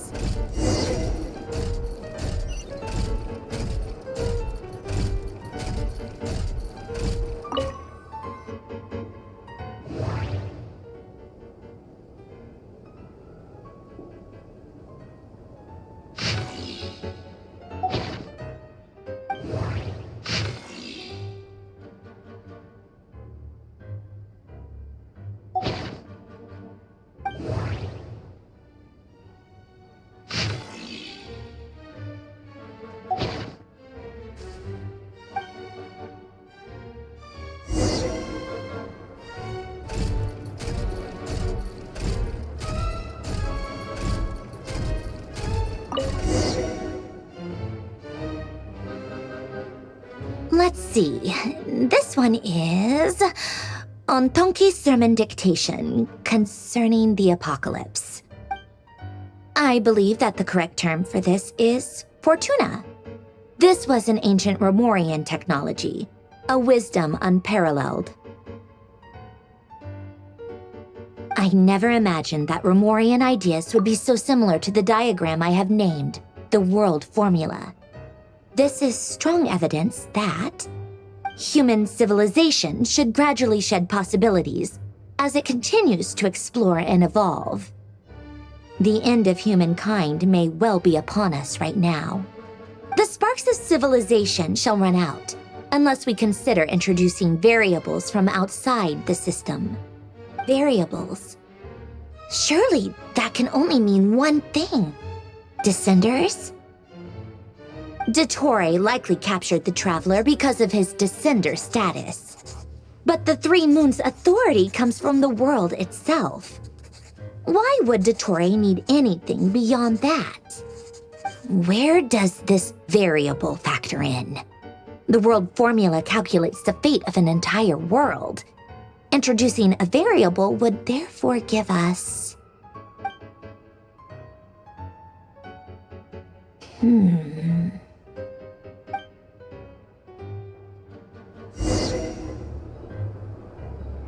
Polonia, search keyword pathway and bring me all relevant books.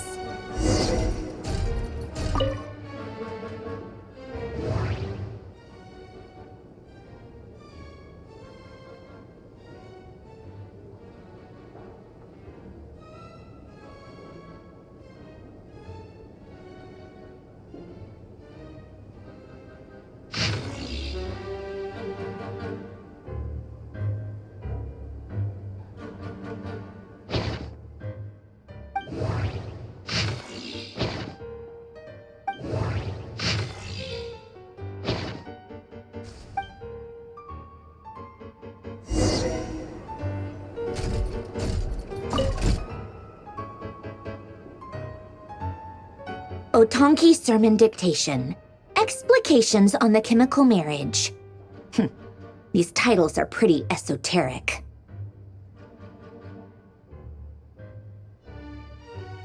Observe and compute the pathway displayed in the guidance diagram.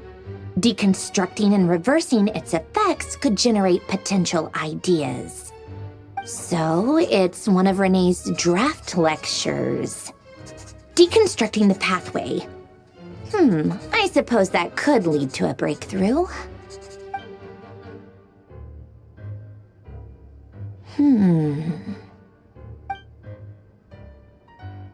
This is so long. This guy sure loves showing off his knowledge.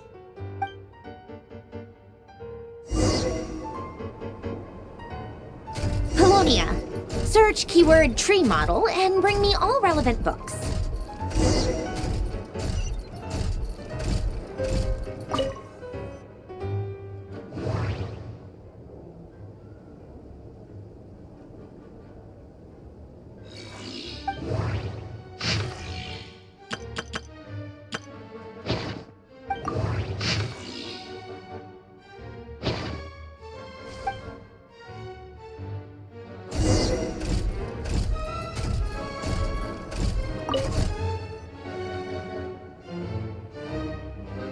Most of the experimental devices proposed by the Lilia Crucis Ordo are built based on the simple and basic logical structure of a tree model.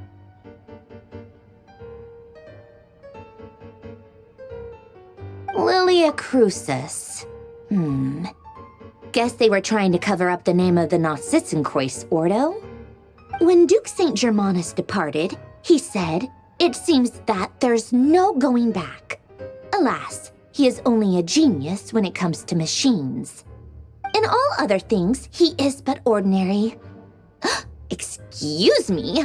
I'm sorry. That's just ridiculous. What kind of book is this? Great Detective Herlock, The Alchemist and the Clockwork Saint? Isn't this a novel? Come on. Still, the author swears that they knew Renee well. Whatever. I guess it's not beyond the realms of possibility that Renee would say nonsense like that on occasion. Memory, wishes, souls, and persona. Frankly, this sounds more like occultism, but if Albedo vouches for it, I suppose there must be some alchemical basis to these techniques. The way Alain Guillotin saw it, the world was comprised of machines. The universe needed machines, and thus his technologies were created. That's why I was born. René, his full name was René de Petrichor, if I recall correctly. Sounds like he and the town must be intricately connected. That place was also the source of most of our information regarding Remurian civilization. Seems like some of his projects were based on their technology. The cutting of souls and storing them in vessels. These seemingly unrelated techniques underpinned René's research. Assuming that the 4 orthants correspond to alchemical categories. The chemical marriage model? Alain would have scoffed at that. He never would have let those theories or parameters anywhere near his mathematical formulas.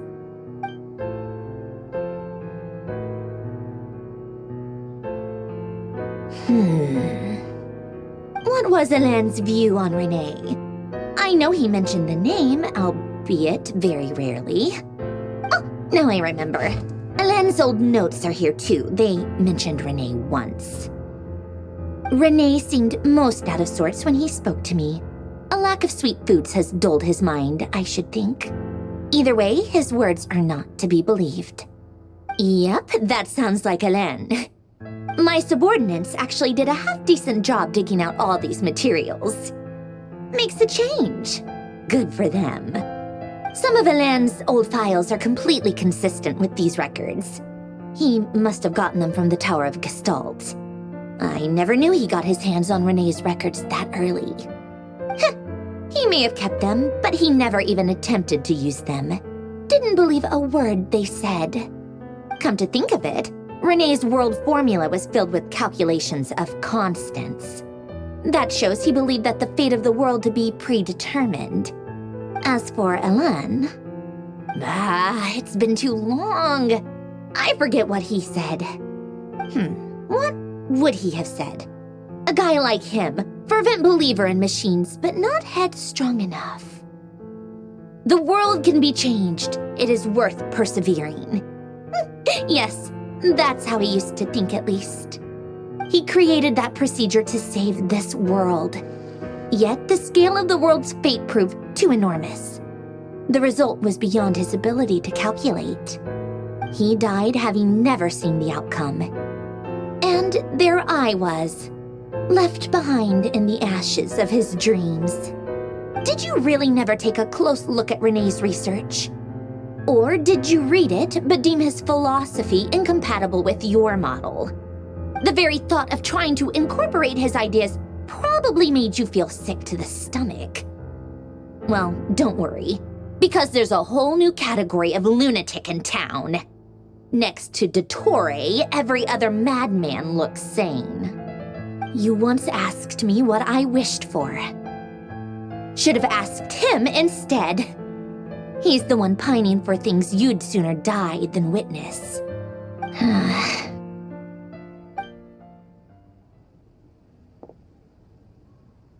Even the tiniest variable can make big waves in the present. Now then, allow me to put these incompatible fragments together in your stead. First, establish and verify the existence of the Great Circle. Absolute nihil on one end, absolute reality on the other. Now, search between these two extremes. Then, the construction criteria. Variables. The sparks of civilization shall run out unless we consider introducing variables from outside the system. Input variables. Traverse the world, space-time, and civilization, then extract the essential nodes from the records to determine which variables they point to. The primordial power that differentiated itself from the void. The power of light. Yes, light. Records. Hyperborea. This is so horrendously complicated. After all that, I'm still missing a few variables. I need to think this through again. How do you think it looks, Polonia? Like the frenzied scrawlings of a madwoman? Fine, keep it to yourself.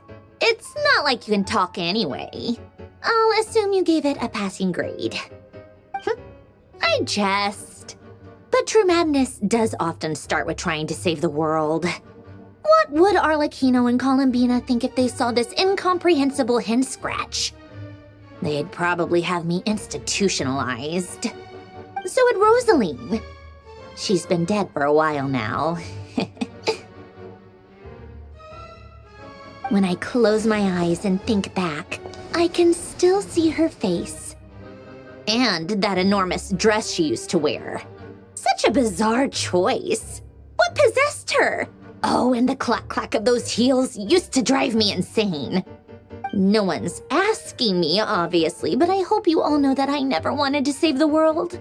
I'm not crazy. I don't have delusional ambitions, and that's a clinical fact. The world needs a solution, but I don't need the world's validation. It's the world begging me for answers, not the other way around.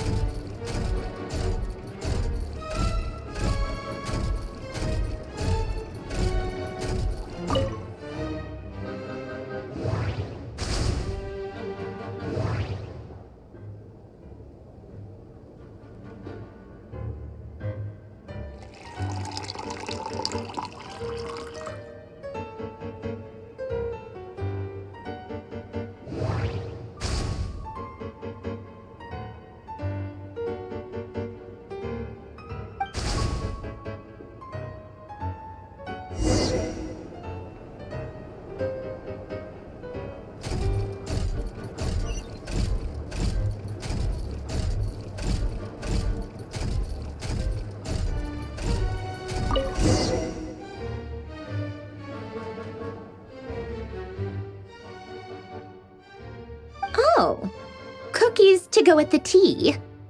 Let's see. They must be from that person who brought those documents. I see they're from Hotel de Boer. Something's written on the box. We are proud to present this homage to the Fortress of Maripede's fun-filled mill collection system. Fortune cookies! Have a lucky start to your day.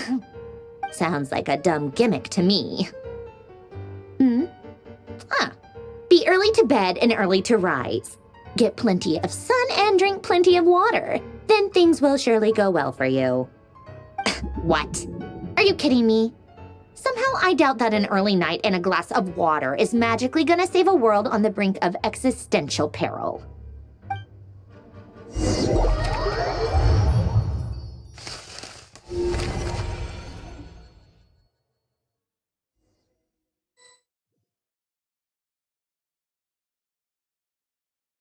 Lady Arlecchino, word has reached us that Lady Marionette's troops are all in position. They are ready to act as soon as the order is given.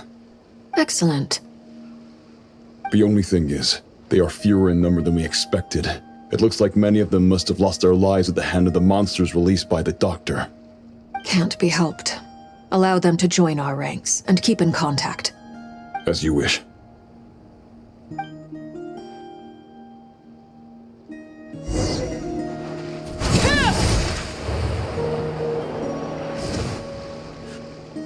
It's been a while, Arlecchino. You look well.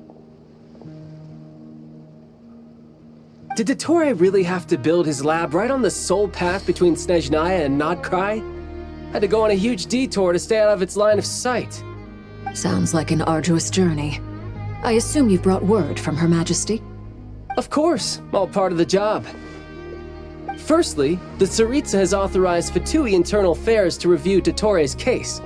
They will reach a formal verdict on whether he has turned traitor and whether he poses a threat to Snezhnaya. While they're working on that, I've been ordered to come and receive the refugees from Krai. They are nearby.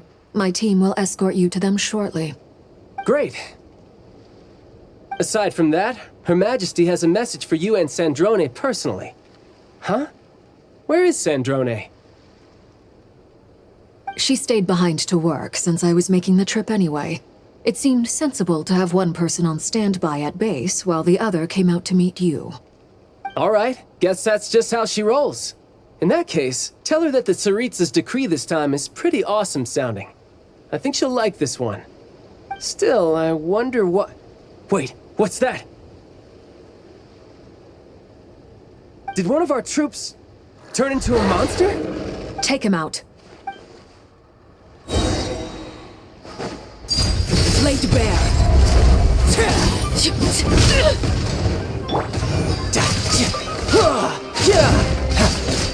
Who's next? You can run, but you can't hide.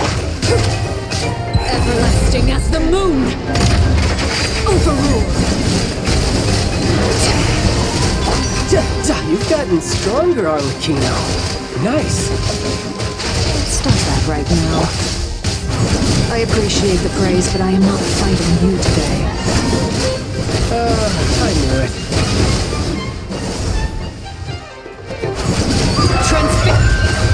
Bring it on.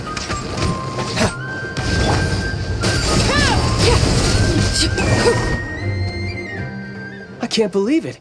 He was a living, breathing human one moment, and the next? Another fine piece of work by our dear colleague, I'm afraid. What in the world has been going on in Krai? A lot. But long story short, Dottore stole 2 moon marrows that should have belonged to Columbina, then built a 3rd moon marrow of his own to concentrate the Trilunar authority in his hands. What? What do you mean he built a moon marrow? People build roads and houses, not moon marrows. What's his next DIY project? He's gonna build a god? You could stand to be less surprised. We are harbingers. The work we are engaged in makes the creation of gods seem mundane by comparison. I tell everyone who asks that you once crossed swords with Rex Lapis while serving as a key supporter for Rosaline's plan. But right now, you're acting like a common adventurer. Thanks for speaking up for me.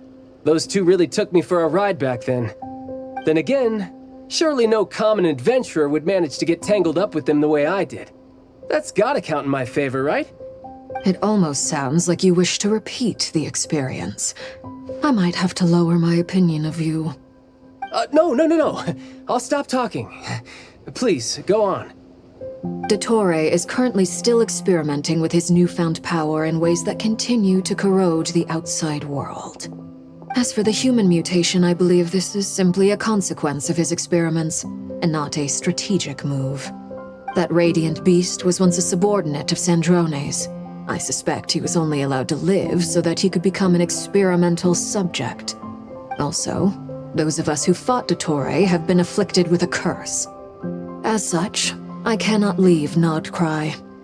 This is so much worse than I thought. No wonder Her Majesty's decree is so extreme. While these exceptional circumstances persist, the Harbingers are hereby authorized to use unilateral executive powers. Should Dottore pose a threat, Arlecchino and Sandrone are permitted to eliminate him. My thanks to Her Majesty. I will pass these good tidings on to Sandrone.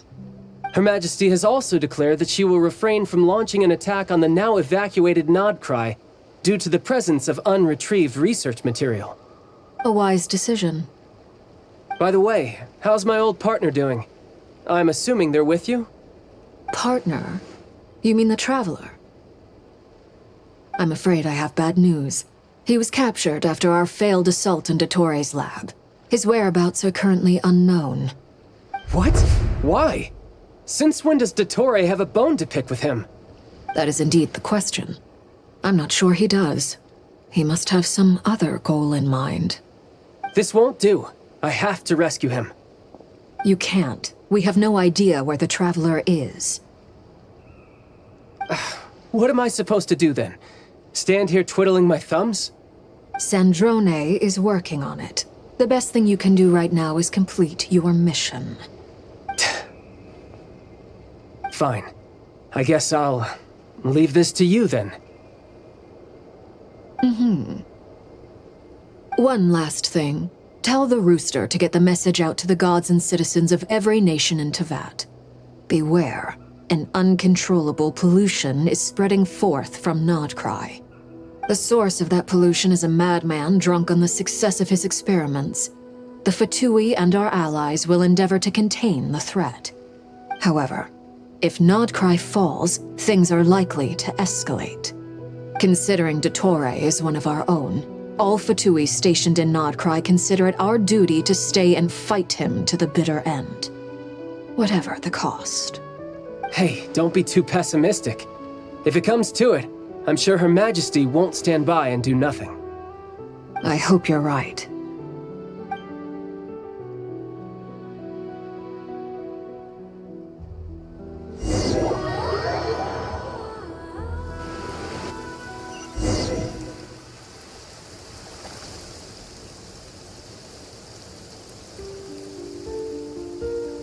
You're right on time.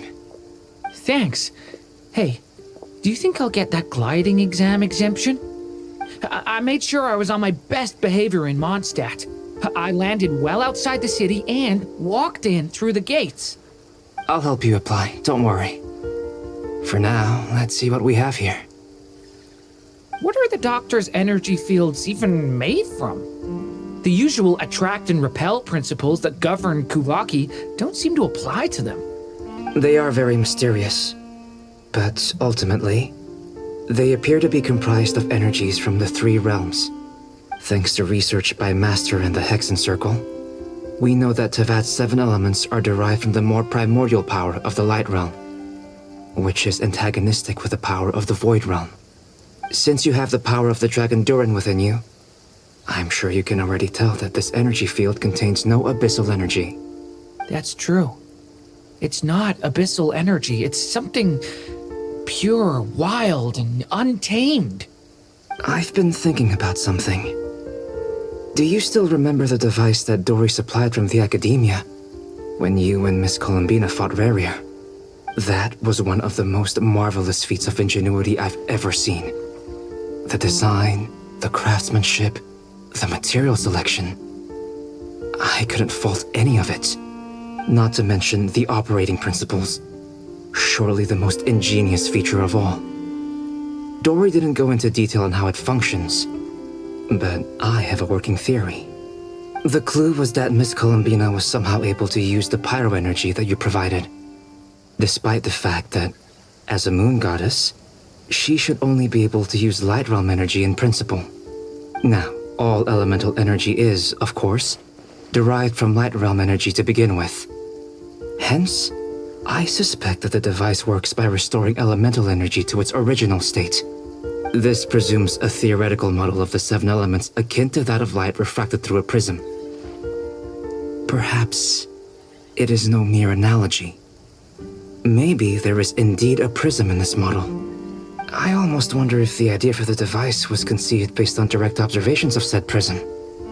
It would explain how such an ironclad design concept was achieved. It is at once a masterwork of engineering and a groundbreaking application of the Academia's latest elemental theories. I suspect only Lesser Lord Kusanali herself could have devised such an ambitious technology. But back to the energy field before us. If this is pure light realm energy, its relation to elemental energy is one of integration versus division. Or you could say that the former contains the latter. Could this mean that elemental energy can dilute the power of the light realm? Should we give it a try? We should.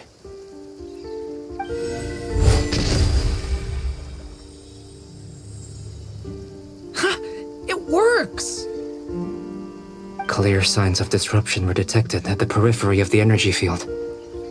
This indicates that elemental energy can disturb or even negate the field. Now you try. All right, here goes. It's working! Switch to abyssal energy and attack again. No surprises there. Abyssal power drains the energy field to a significantly greater extent. I now feel confident in asserting that the energy field is indeed pure light realm energy, and that elemental energy can dilute it. But the energy field is huge. How much elemental energy will it take to neutralize it? We don't have to neutralize it completely. We can try other approaches. That's all for theory. Would you like to continue watching? So you knew I was here? Huh? When did you get here? A while ago. But Albedo sounded like he was working on his thesis defense back there. Back in Sumeru. You can end a person's whole career by interrupting them mid-speech. Very thoughtful of you. I'm truly touched. Could I ask you to lend me a hand? With what? A little test. Try using Anima to unleash a concentrated assault with circular blades, with the goal of breaking through at a singular point. Nice! This time it tore through the field. Tremendous. This is a major breakthrough. Should we go through? We probably shouldn't risk having mutually antagonistic energies in such close proximity. Durin, you stay here and watch the entrance. Hat Guy and I will go in to investigate. Sounds sensible to me. Keep your eyes peeled, Durin. Don't worry, I got this. You two be careful in there. Just give me the signal if you need help and I'll dive right in. What do you mean, signal? It's based on a new alchemical concoction I developed last month. When 2 bottles of it are smashed on the ground together, they emit a blinding burst of light. If it comes to that, remember to shield your eyes with your hat. Glad I asked. Thanks for the heads up.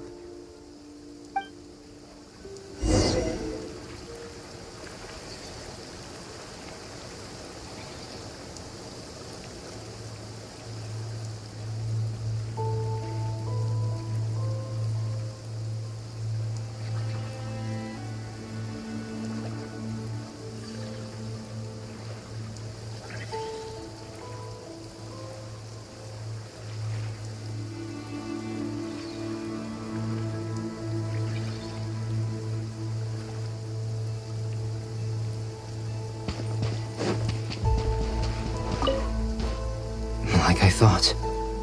Beyond a certain distance, we can't see the opening where we came in. Maybe that's to prevent people from escaping.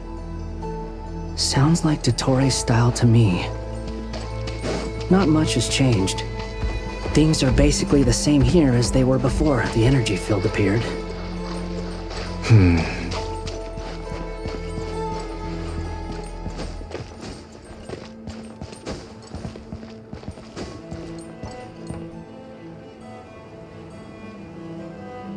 They have no heartbeat and they're not breathing. We can only assume they're dead. But there are no visible wounds. Also, there's an animal squatting next to each body. It's watching us. That's not an animal's gaze. What are you trying to tell us?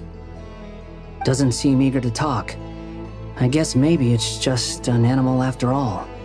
Let's keep looking around.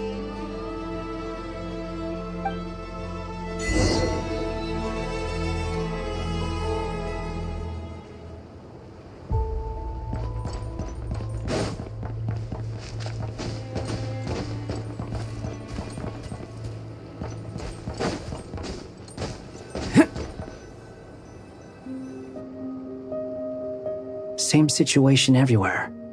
Not a living soul in sight.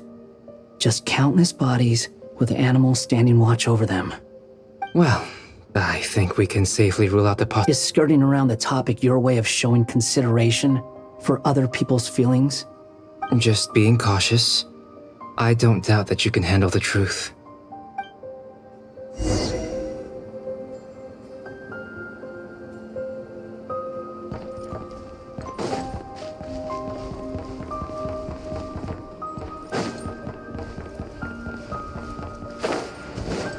Careful.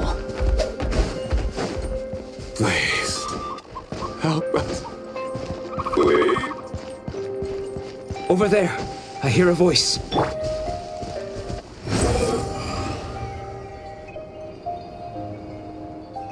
Please. Help us.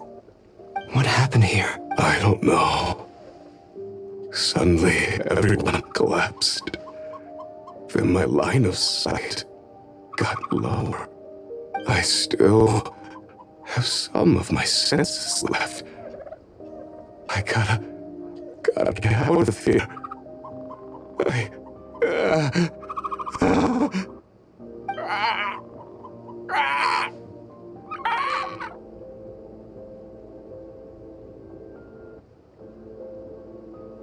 It looks like there's a huge experiment going on inside this energy field.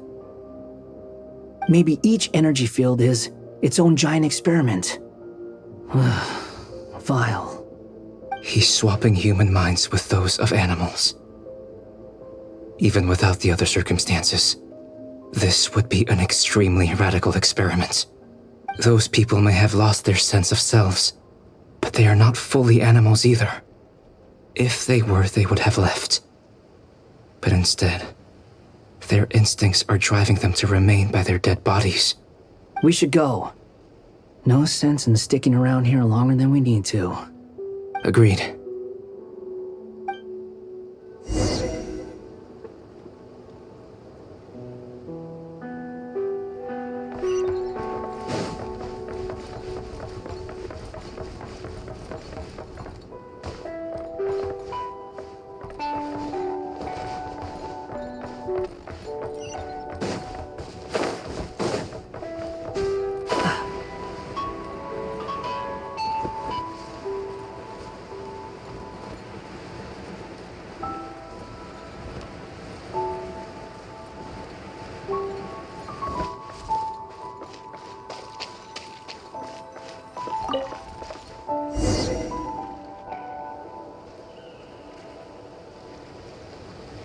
You're back!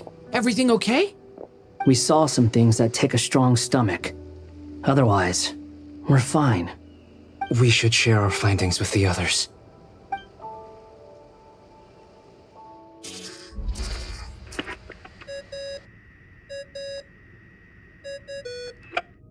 Yes? Who is it?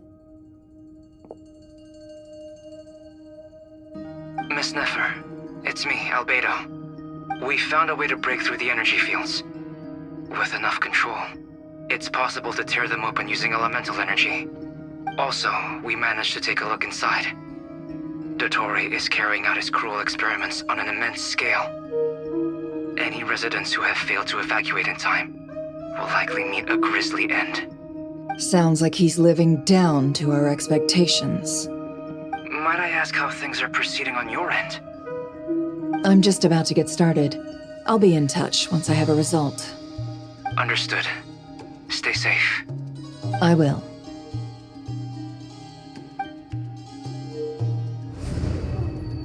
Well, Nefer, I'll link up with you once my tasks are complete.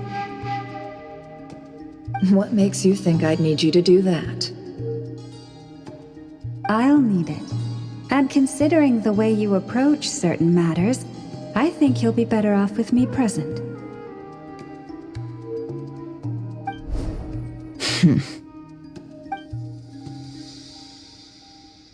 Let's begin. Entering simulation mode. A vast wasteland. Is this the Traveler's inner world?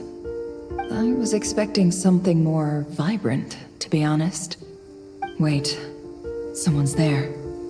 What are you looking at? In that case, I'll look at it with you. I want to know all about everything you've seen and experienced. Is there somewhere I should return to? Or should I stay here and be the hero everyone says I am? I don't dislike my current life. Roaming the land, fighting battles, accomplishing missions, earning a living, looking after Paimon. It's not so bad. I guess the only thing that's missing is that you're not here with me. This is the conscious layer, which contains a person's true feelings. It is filled with both longing and kindness. I suppose anyone who lives long enough ends up wishing for someone who can't be there. Maybe it's the only way we can feel truly alive. Time to delve a little deeper.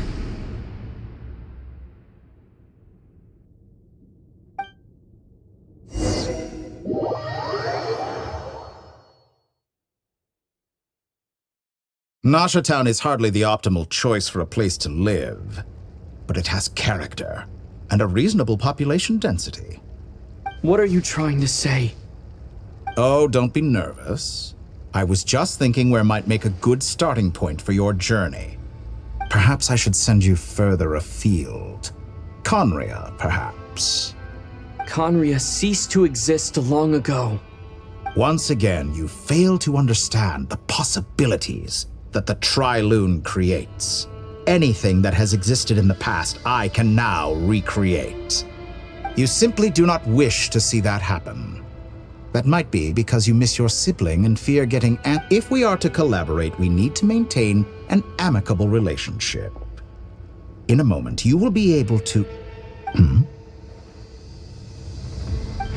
Oh no.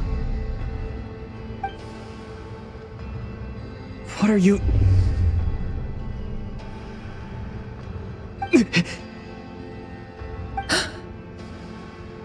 What are you gonna do? Don't move. Something unwanted has crept into... Oh? Gone as quickly as it came.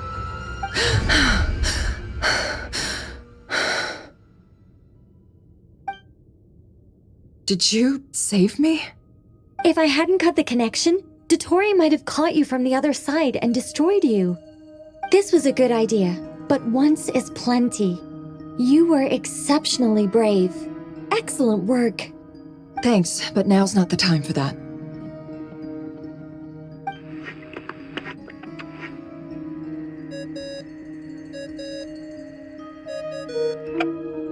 Albedo speaking. I think I know where he is. What is this endless darkness? I can't see anything, even though my eyes are wide open. But why? What happened? Ah, sorry about that. I take it you didn't notice. Just now, a friend of yours took a little peek into your mind. Could it be Nefer? How did she do it? Did she use something as a medium to connect to me? Do you think she's aware of your current circumstances?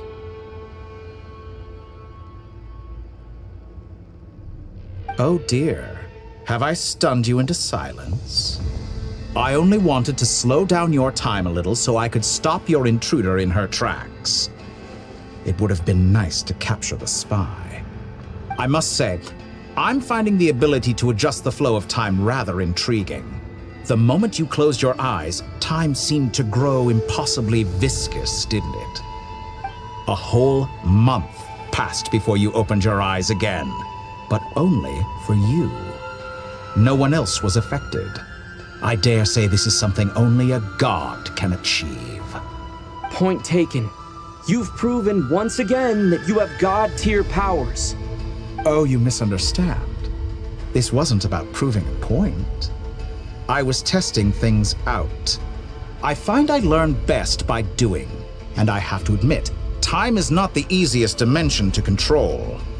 I only wanted to make you sleep for a short while, but it ended up lasting a whole month. Clearly some finesse is required to wield the authority over time as I wish. I hope you're not angry with me. It was only a month's discrepancy, nothing too serious. Had I been off by a year, a decade, or even a century, that would have been quite a different story. You could have frozen me for millions of years. So much for collaboration. You aren't showing much sincerity. Millions of years? To what end? I wonder if you don't understand humans all that well. They are very pragmatic creatures who understand only that which they can perceive with their senses. If I had you sit here for a week, I imagine people might sympathize. But if I left you here for 100, 1,000, or 10,000 years, the sheer size of that number would cause it to lose all meaning to them. They would not have the capacity to comprehend your suffering, and thus they could not empathize. Unfortunately, while gods do exist in Teyvat, it is ordinary humans that account for most of the population. Their lifespans are so limited, their bodies so fragile. Did you ever really hope that they could begin to understand someone like you? Your long life and unique origins make you fundamentally different from them. How long will it be before they start to treat you like the alien you are?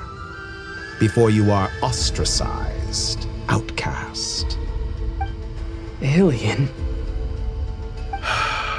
Even I feel bad for you sometimes. This world has made you into a slave. So many times you have served its will, and not once have the powers that be ever thought to grant you the one simple thing you wish for. You have been treated most unfairly. I can change that. I will grant you special privileges and give you back the status you rightly deserve as a descender.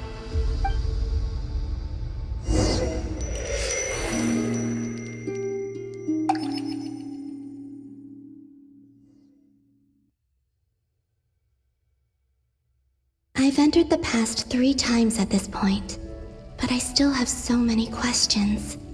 For instance, beyond each point being further back in time than the last, what determines the specific locations at which I can make entry? So far, the common thread linking all 3 scenarios is that the Traveler has been present. But it's more than that. I know I sensed something familiar around him. What was it? I'll keep this question in mind as I carry on.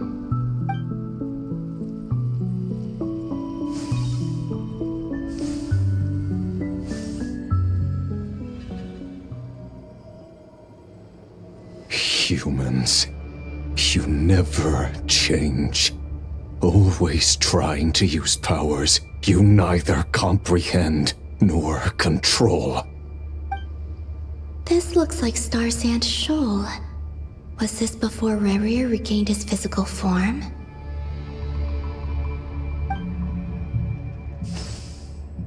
You've messed with the cannon again, huh? Sorry, but this round's not gonna go your way. The cannon. That's right. I was at Silvermoon Hall and I sensed an abnormal Kuvaki fluctuation coming from Nasha Town. And right after that, came an ominous power emanating from Star Sand Shoal. My body was once torn into countless pieces and hurled into the swirling chaos of time itself. But even so, my life and will were not extinguished. I wonder if I could try to prevent his resurrection. But how would I do it? What can I do, here and now? Traveler! Behind you! Look at that light!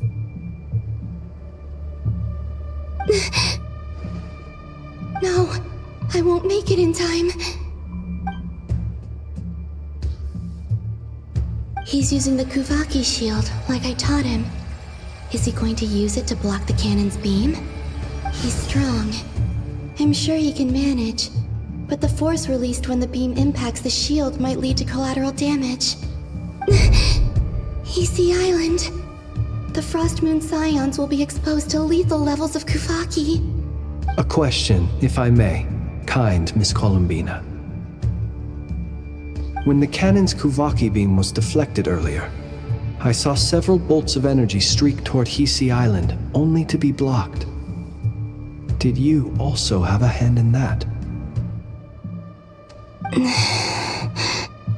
Maybe that really was me after all.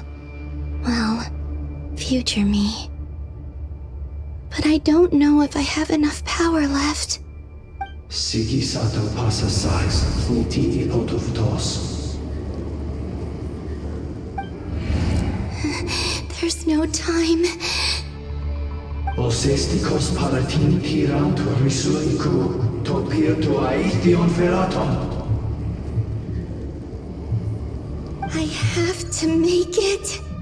Oh, Frost Moon, O great land, O slumbering moonlight of Krai, if you can hear me, if you can sense my call, then please, heed me once more!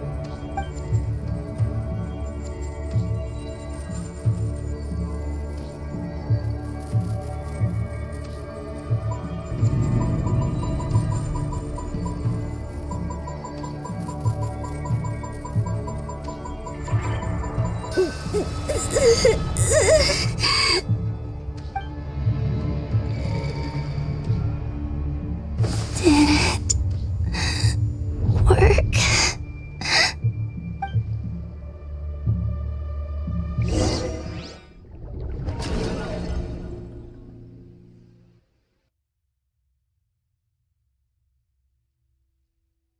Hey, wake up. Hey, did you hear me? Columbina, I said wake up now! Oh, good morning, Sandrone. It's 3 in the afternoon, actually. And could you kindly not use my quarters as your personal nap room next time? But I feel so safe here. And your coffee, right? It's so bitter, but it smells lovely.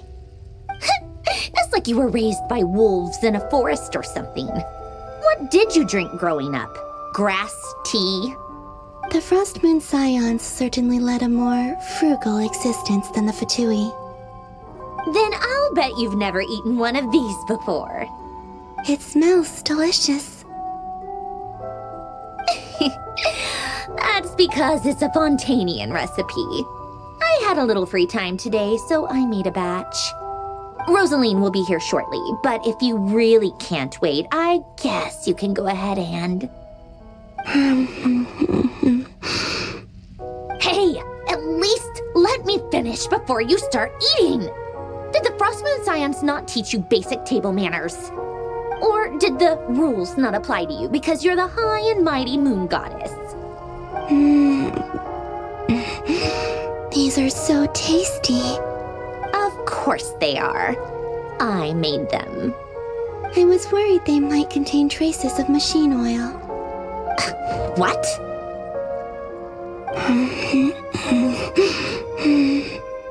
You know, there's something I've always wanted to ask you. Why did you leave your old home and join the Fatui? I mean, I'm sure their food was awful. But there's gotta be more to it than that. Well, life there didn't go quite how I imagined. What were you expecting? You're a god. Your followers are gonna make some demands of you, right?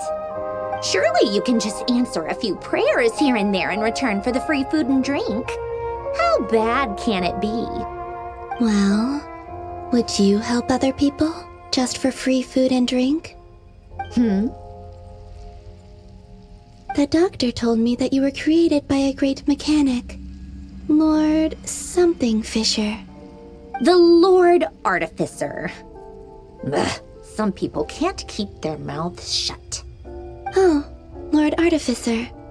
And didn't he have something to do with the, narcissist? Narcissenkreuz Ordo. Yes, that was it. Narcissenkreuz Ordo. So, would you try to fulfill their wishes? You must be joking. I wouldn't go even if they paid me. I don't even know them. Exactly. Well, I felt the same way. I did not know the people who made demands of me. What do you know? We're on the same page for once. In his later years, Alain did ask me if there was anything I wanted to do. If I had any wishes of my own. Well, I don't. And I'm not in any mood to fulfill someone else's either. Who's Alain? He was the... You know what? Never mind. You're not gonna remember. Anyway, the point I'm trying to make is, neither of us is the self-sacrificing type. Let me ask you this. What sort of place would you like to live in, if you could choose? A place where people don't ask me for things I cannot give them. Where they don't worship me, or fear me, but just want to chat with me like a normal person. I'd also like the freedom to come and go as I please. And ideally, it would be somewhere with the smell of coffee and snacks. Not to burst your bubble, but no such place exists in the world. Now, take your snacks and scram.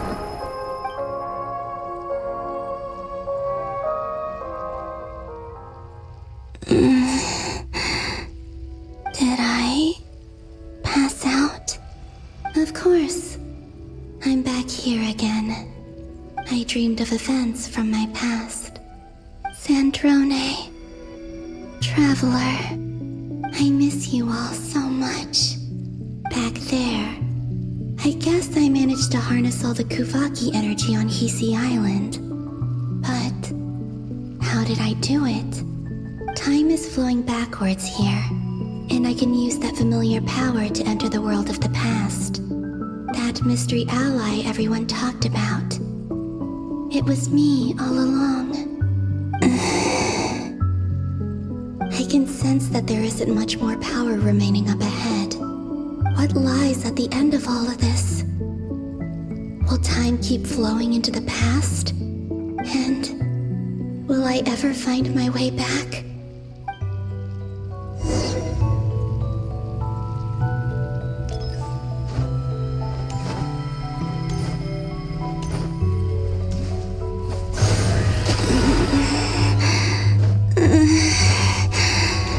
It's getting harder and harder to use my power.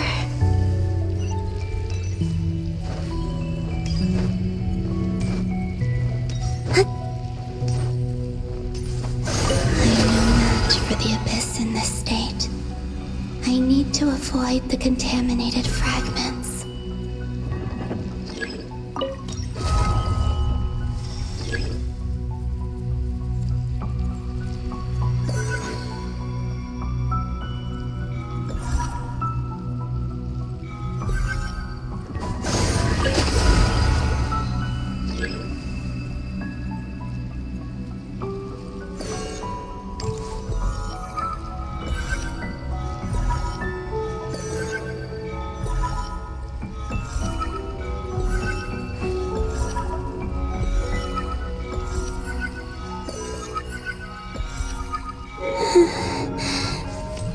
Time to go.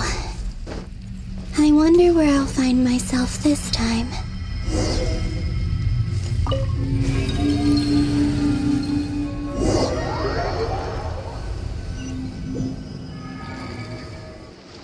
The Final Night Cemetery. This is where Flint's is based. Or not! How are we supposed to read through this many files? Difficult, yes, but it is also our most efficient option. Seems like they're searching for information. Oh, I remember. Flint's and Varga talked about some files on the Wild Hunt. Was this my doing too? To expose the true intentions of this Rarir, we need to dive into Krai's history. Are my actions changing the past? Or are they simply completing a process? Is all of this inevitable? Or am I the one making these decisions? If I choose not to help them now, will it change how things turn out? Hope we don't land on our heads then. They're my friends. I can't not help them.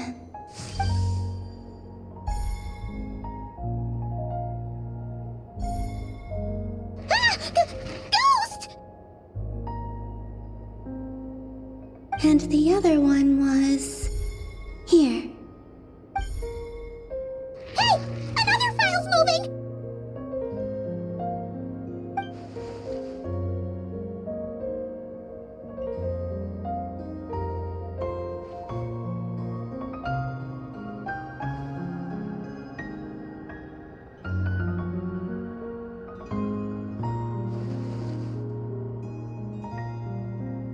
That should do it.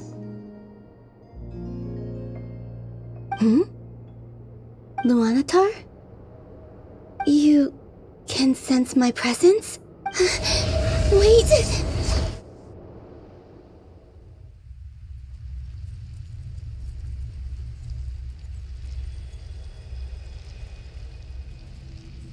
Luanatar.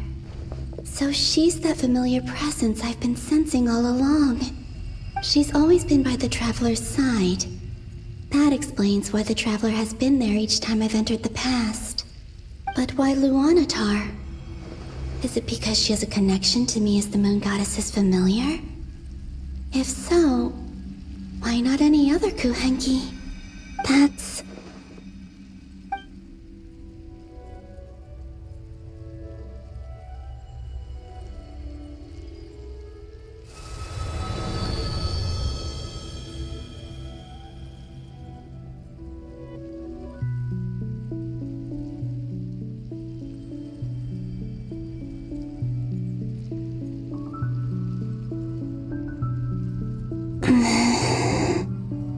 I cannot sense any power up ahead. Just a void, stretching out into infinity. This is likely my final chance to enter the past. It's now or never. I have to find a way back.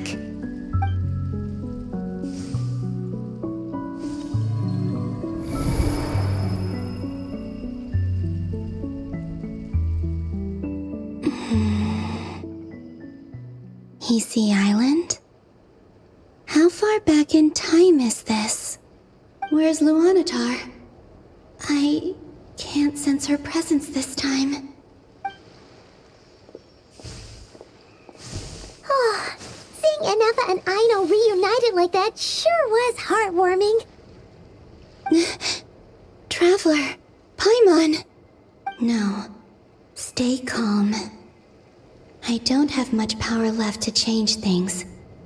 I don't even have that much time left here. Think, Columbina. How do I find a way back? A way back... to where? Do I go back to Moon Prayer Night? Or to the future that followed? And if I return in my current state, what will become of me then? Dotori's actions that day proved that he'd been planning that for a long time. He had already seized the power of 2 moon marrows before capturing me. Even if I managed to get back, how can I fight against him when he wields the Tri-Lune Authority? I can't. If I go back like this, I'll be playing right into his hands. I have to find some way of rivaling the power he has usurped. Wait. Time flowing backwards. The Tri-Lune Authority. Does that mean... I think I know what the final destination of this lunar reflection might be. I know what I must do. Speaking of homes, we must already be close to where the Frost Moon Scions live. The vibe here feels different, just like the scenery. But how do I communicate my plan to my friends? Should I write it down here? No. Someone else will see it. I need something with a close connection to me. Something I can use as a medium to tell them what's happened to me in here. Now it makes sense.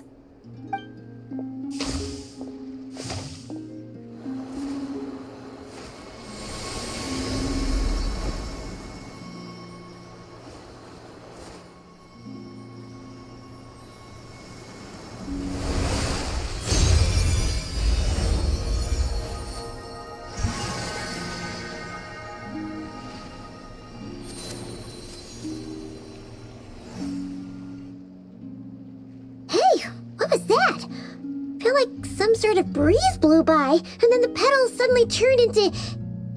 Huh? It was I who brought Luanatar into being. I gave up a piece of my own soul to create her. That's why I could sense a familiar power from the moment I entered this space. It also explains why she's been present in every past location that I've entered. Because we have a deep connection. Hey there! What's your name? And the reason why there are no more gates to the past after this point is that Luanatar hadn't been born then. No wonder I sensed the trace of a blessing when we first met. But I still didn't recognize the soul hidden within you. Back then, I was just a little lost dove. I had yet to become Columbina Hyposelenia. Go on now. We've got stuff to do. Best you find someone else to hang out with. Hey, you scared it off. I'll be counting on you. Remember to stay by the traveler's side, guide him, and help him in my stead. Oh, and bring him to the garden where the moon prayer blossoms grow. There's a little lost dove there who will need his help.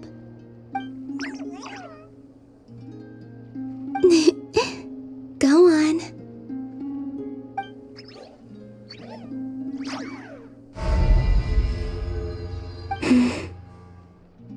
You too. Go and live your story. As for mine must go in a different direction.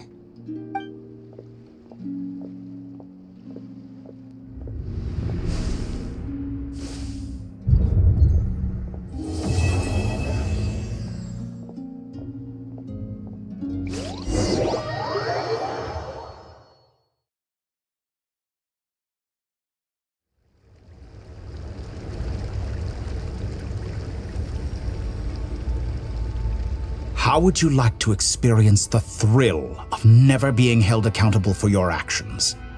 You could crush people like ants without consequence, or tear off their heads or limbs as you please. Believe me, such a life is but one small step away. What point is he trying to make? Freedom? But the freedom to kill? To do evil and get away with it? Why would you offer me that? The creation of a world is the ultimate scientific experiment. I have taken my research to the highest level, where I shall be not just a god, but also a servant to many sacred spirits. I shall heed the truth and perform holy deeds. A god's laboratory is the perfect playground, but it needs the right occupant to explore its full potential. Mortals are found everywhere one looks. Not so with Descenders. I'd prefer my first guest to be a distinguished individual such as yourself. And I know you could make the most of the opportunities it offers. So the condition for entering the new world is to take innocent lives. The same dilemma that Rerir once faced. Could I really bring myself to kill others for my own benefit? Rerir did. And look where it got him. Have you made up your mind? I can't do it. Your playground is no place for me. You're putting your hopes in the wrong person. But we both know I'm not quite the hero you say I am either. I have my own reasons for the journey I'm on. And they aren't all selfless. You've grown a lot since we last met. But there are still things you are unwilling to compromise on. This will only hinder you. Why don't I lower my requirements a little as a gesture of goodwill? I'll give you a little time to learn to be a less noble soul. That'll make things much easier for you. I really doubt I could live that sort of life. And yet you already sound less defiant than a moment ago. The benefits appeal to you because you can read the signs of the times. Why don't we return to my research facility? Your last visit was so rushed. There is much that I have yet to show you.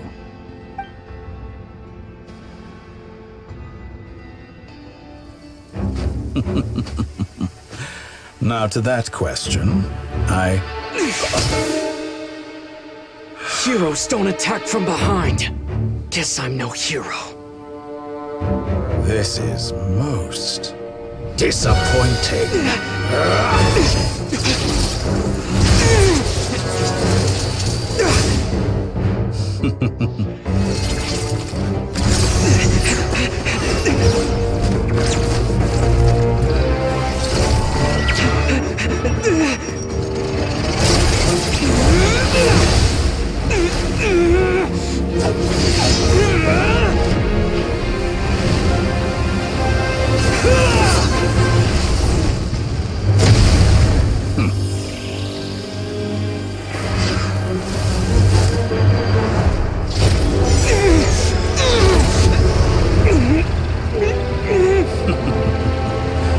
Now then.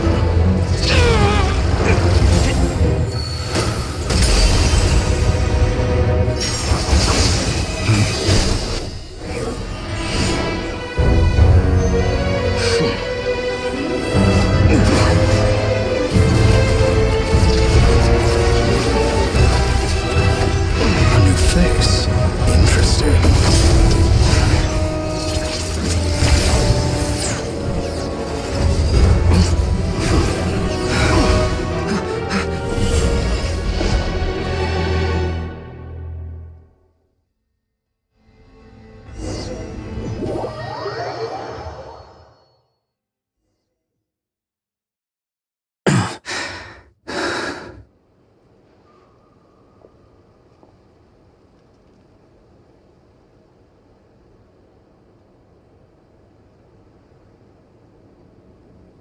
You're still gonna call me Hat Guy after that, huh? I didn't see anyone else in there who needed saving.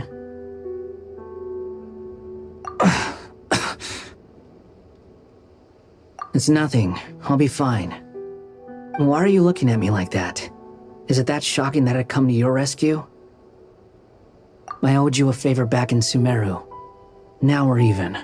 Distracting Dotori was tough. I won't lie. He's not gonna fall for the same trick twice. That was my one shot. I'd hoped to use it to take him out. Ugh. I never wanted to obliterate someone more than I do right now. Dotori doesn't recognize me, but his segments were originally made based on an analysis of my operational principles. I expect it's only a matter of time before he figures out what I am. So Dotori doesn't recognize Wanderer because he deleted himself from Irminsul. Did he really miss his only chance for revenge by saving me? Why the long face? Hey, I'm not blaming you, okay? And I'm not complaining either. Rescuing you and killing Dotori are equally important goals. Everyone would be pretty stuck without you. It's best you live to fight another day. How are you holding up? Are you all right? Hat Guy said to put safety first, so we agreed to run as far away as we could after leaving the energy field and only meet up once it was safe. You don't look injured. It seems that Dotori didn't do anything to you. All right. Rescue operation complete. Let's head. There's a lot more work to be done before this is over.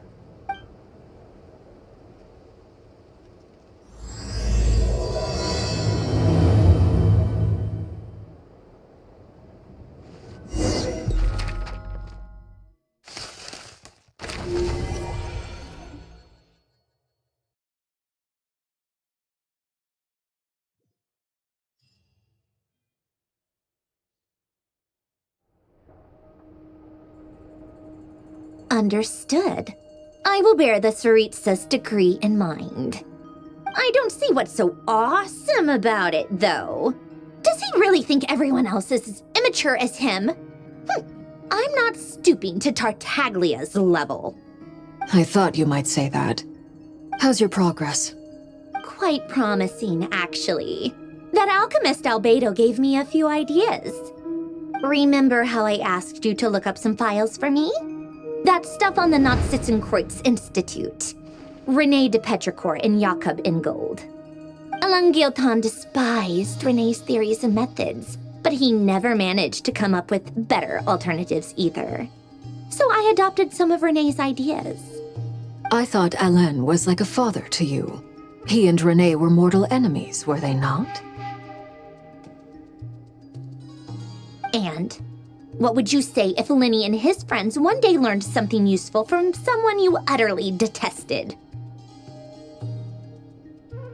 I would applaud them for it. That would mean that they have surpassed me. For all we know, Alain Guiltan might have thought the same thing. Not that it matters, though. He's dead, and I'm alive. So it's my call to make. Once you die, it doesn't matter how great you were in life. Only the living get to decide what happens next. Hey, come on out. They're back. Huh?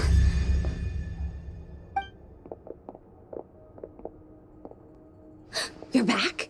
And your head's still screwed on? And you still have all your limbs? What does it look like? Way to keep your composure, madam. Excuse you. I am perfectly composed.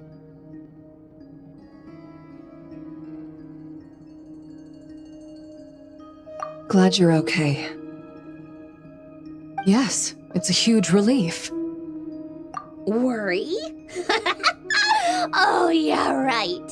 You think we, the Fatui, were worried about you? We were worried sick. Hey! The Traveler and I were already friends. You are free to join this mission in whatever capacity you please. Much like your tea parties. It's a laugh a minute with you guys. I must say, I was quite surprised when Mr. Albedo told me he would need no additional aid. We discussed this on our way back as well. I am rarely so unequivocal, but in this case, we had full confidence in Hat Guy. He said he knew what he was doing. Albedo and I pretty much had to just wait outside on standby. Meanwhile, Hat Guy broke into the energy field and rescued the Traveler solo. You didn't have to mention that. Well, I'm thoroughly impressed. You are a force to be reckoned with, Hat Guy. Is he back? Is he really back?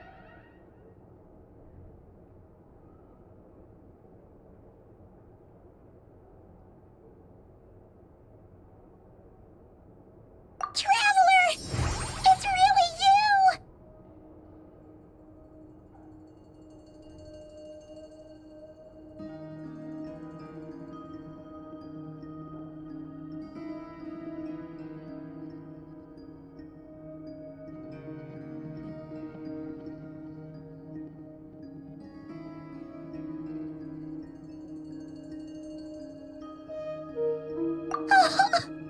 Oh, thank goodness! Paimon missed you so much! You can finally breathe easy, Paimon. It's great to have you back in one piece! Oh, Paimon's been having nightmares the whole time you were gone! Look at them. You know, once you reach my age, there's nothing better than watching a misty-eyed reunion between friends. It's nothing. Same goes when you get to my age, too. I bet Ino and Anefa would be tearing up as well if they were here.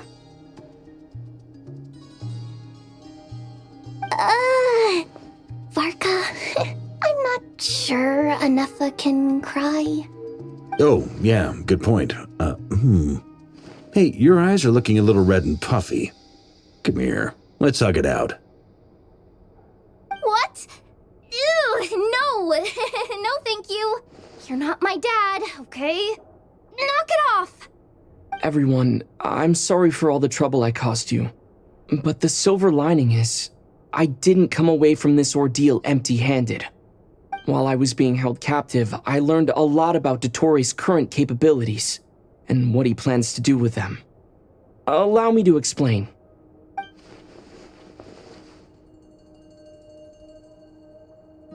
The three moon goddesses were even more powerful than we imagined. No wonder Dottore believes himself to be equal to the gods, maybe even superior. Utter blasphemy. While everyone was gone, Nefer and I made an interesting discovery.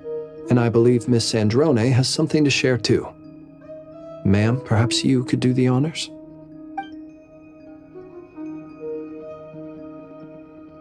Called it. Getting rid of a pesky troublemaker like her is like trying to clean up after a crumbly cake. It always comes back to haunt you.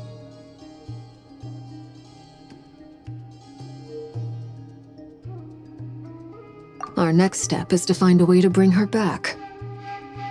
A place where time flows backwards, with no destination in sight. Surely it must have been created for a specific purpose. But I fear the answers are buried deep in Tevat's history, held by great powers beyond our reach. It sounds like she's on a specific path through time, just traveling in the opposite direction to us. The question is, where does that path lead? Or will it keep going to infinity? We considered that question as well. Strictly speaking, time is not infinite. Indeed not. Every road has an end. Nicole! You sure love quietly sneaking in mid-conversation. I do, in fact. It's something I've always done at our mages' tea parties. Quiet, mysterious, and persuasive. You wonder what lies at the end of her road. Well, just as the world has a beginning and an end, so too does time. And so, the end of the road is the moment that Tevat was born. But where Miss Columbina will end up along this road, that depends on where this particular river of reverse time began. What about the original moons and the moon goddesses? Do they have a beginning too? All things do. In the beginning, no moons adorned the sky. It was the Dragon King Nibelung who raised the 3 moons into the heavens, and thus were the moon goddesses born. They were shadows of the planet, born to wield Nibelung's authority and oversee the world on his behalf. They were extensions of his will, manifestations of his majesty. But then one day, they disappeared just as suddenly as they had once been brought into being. Nobody knew where they had gone.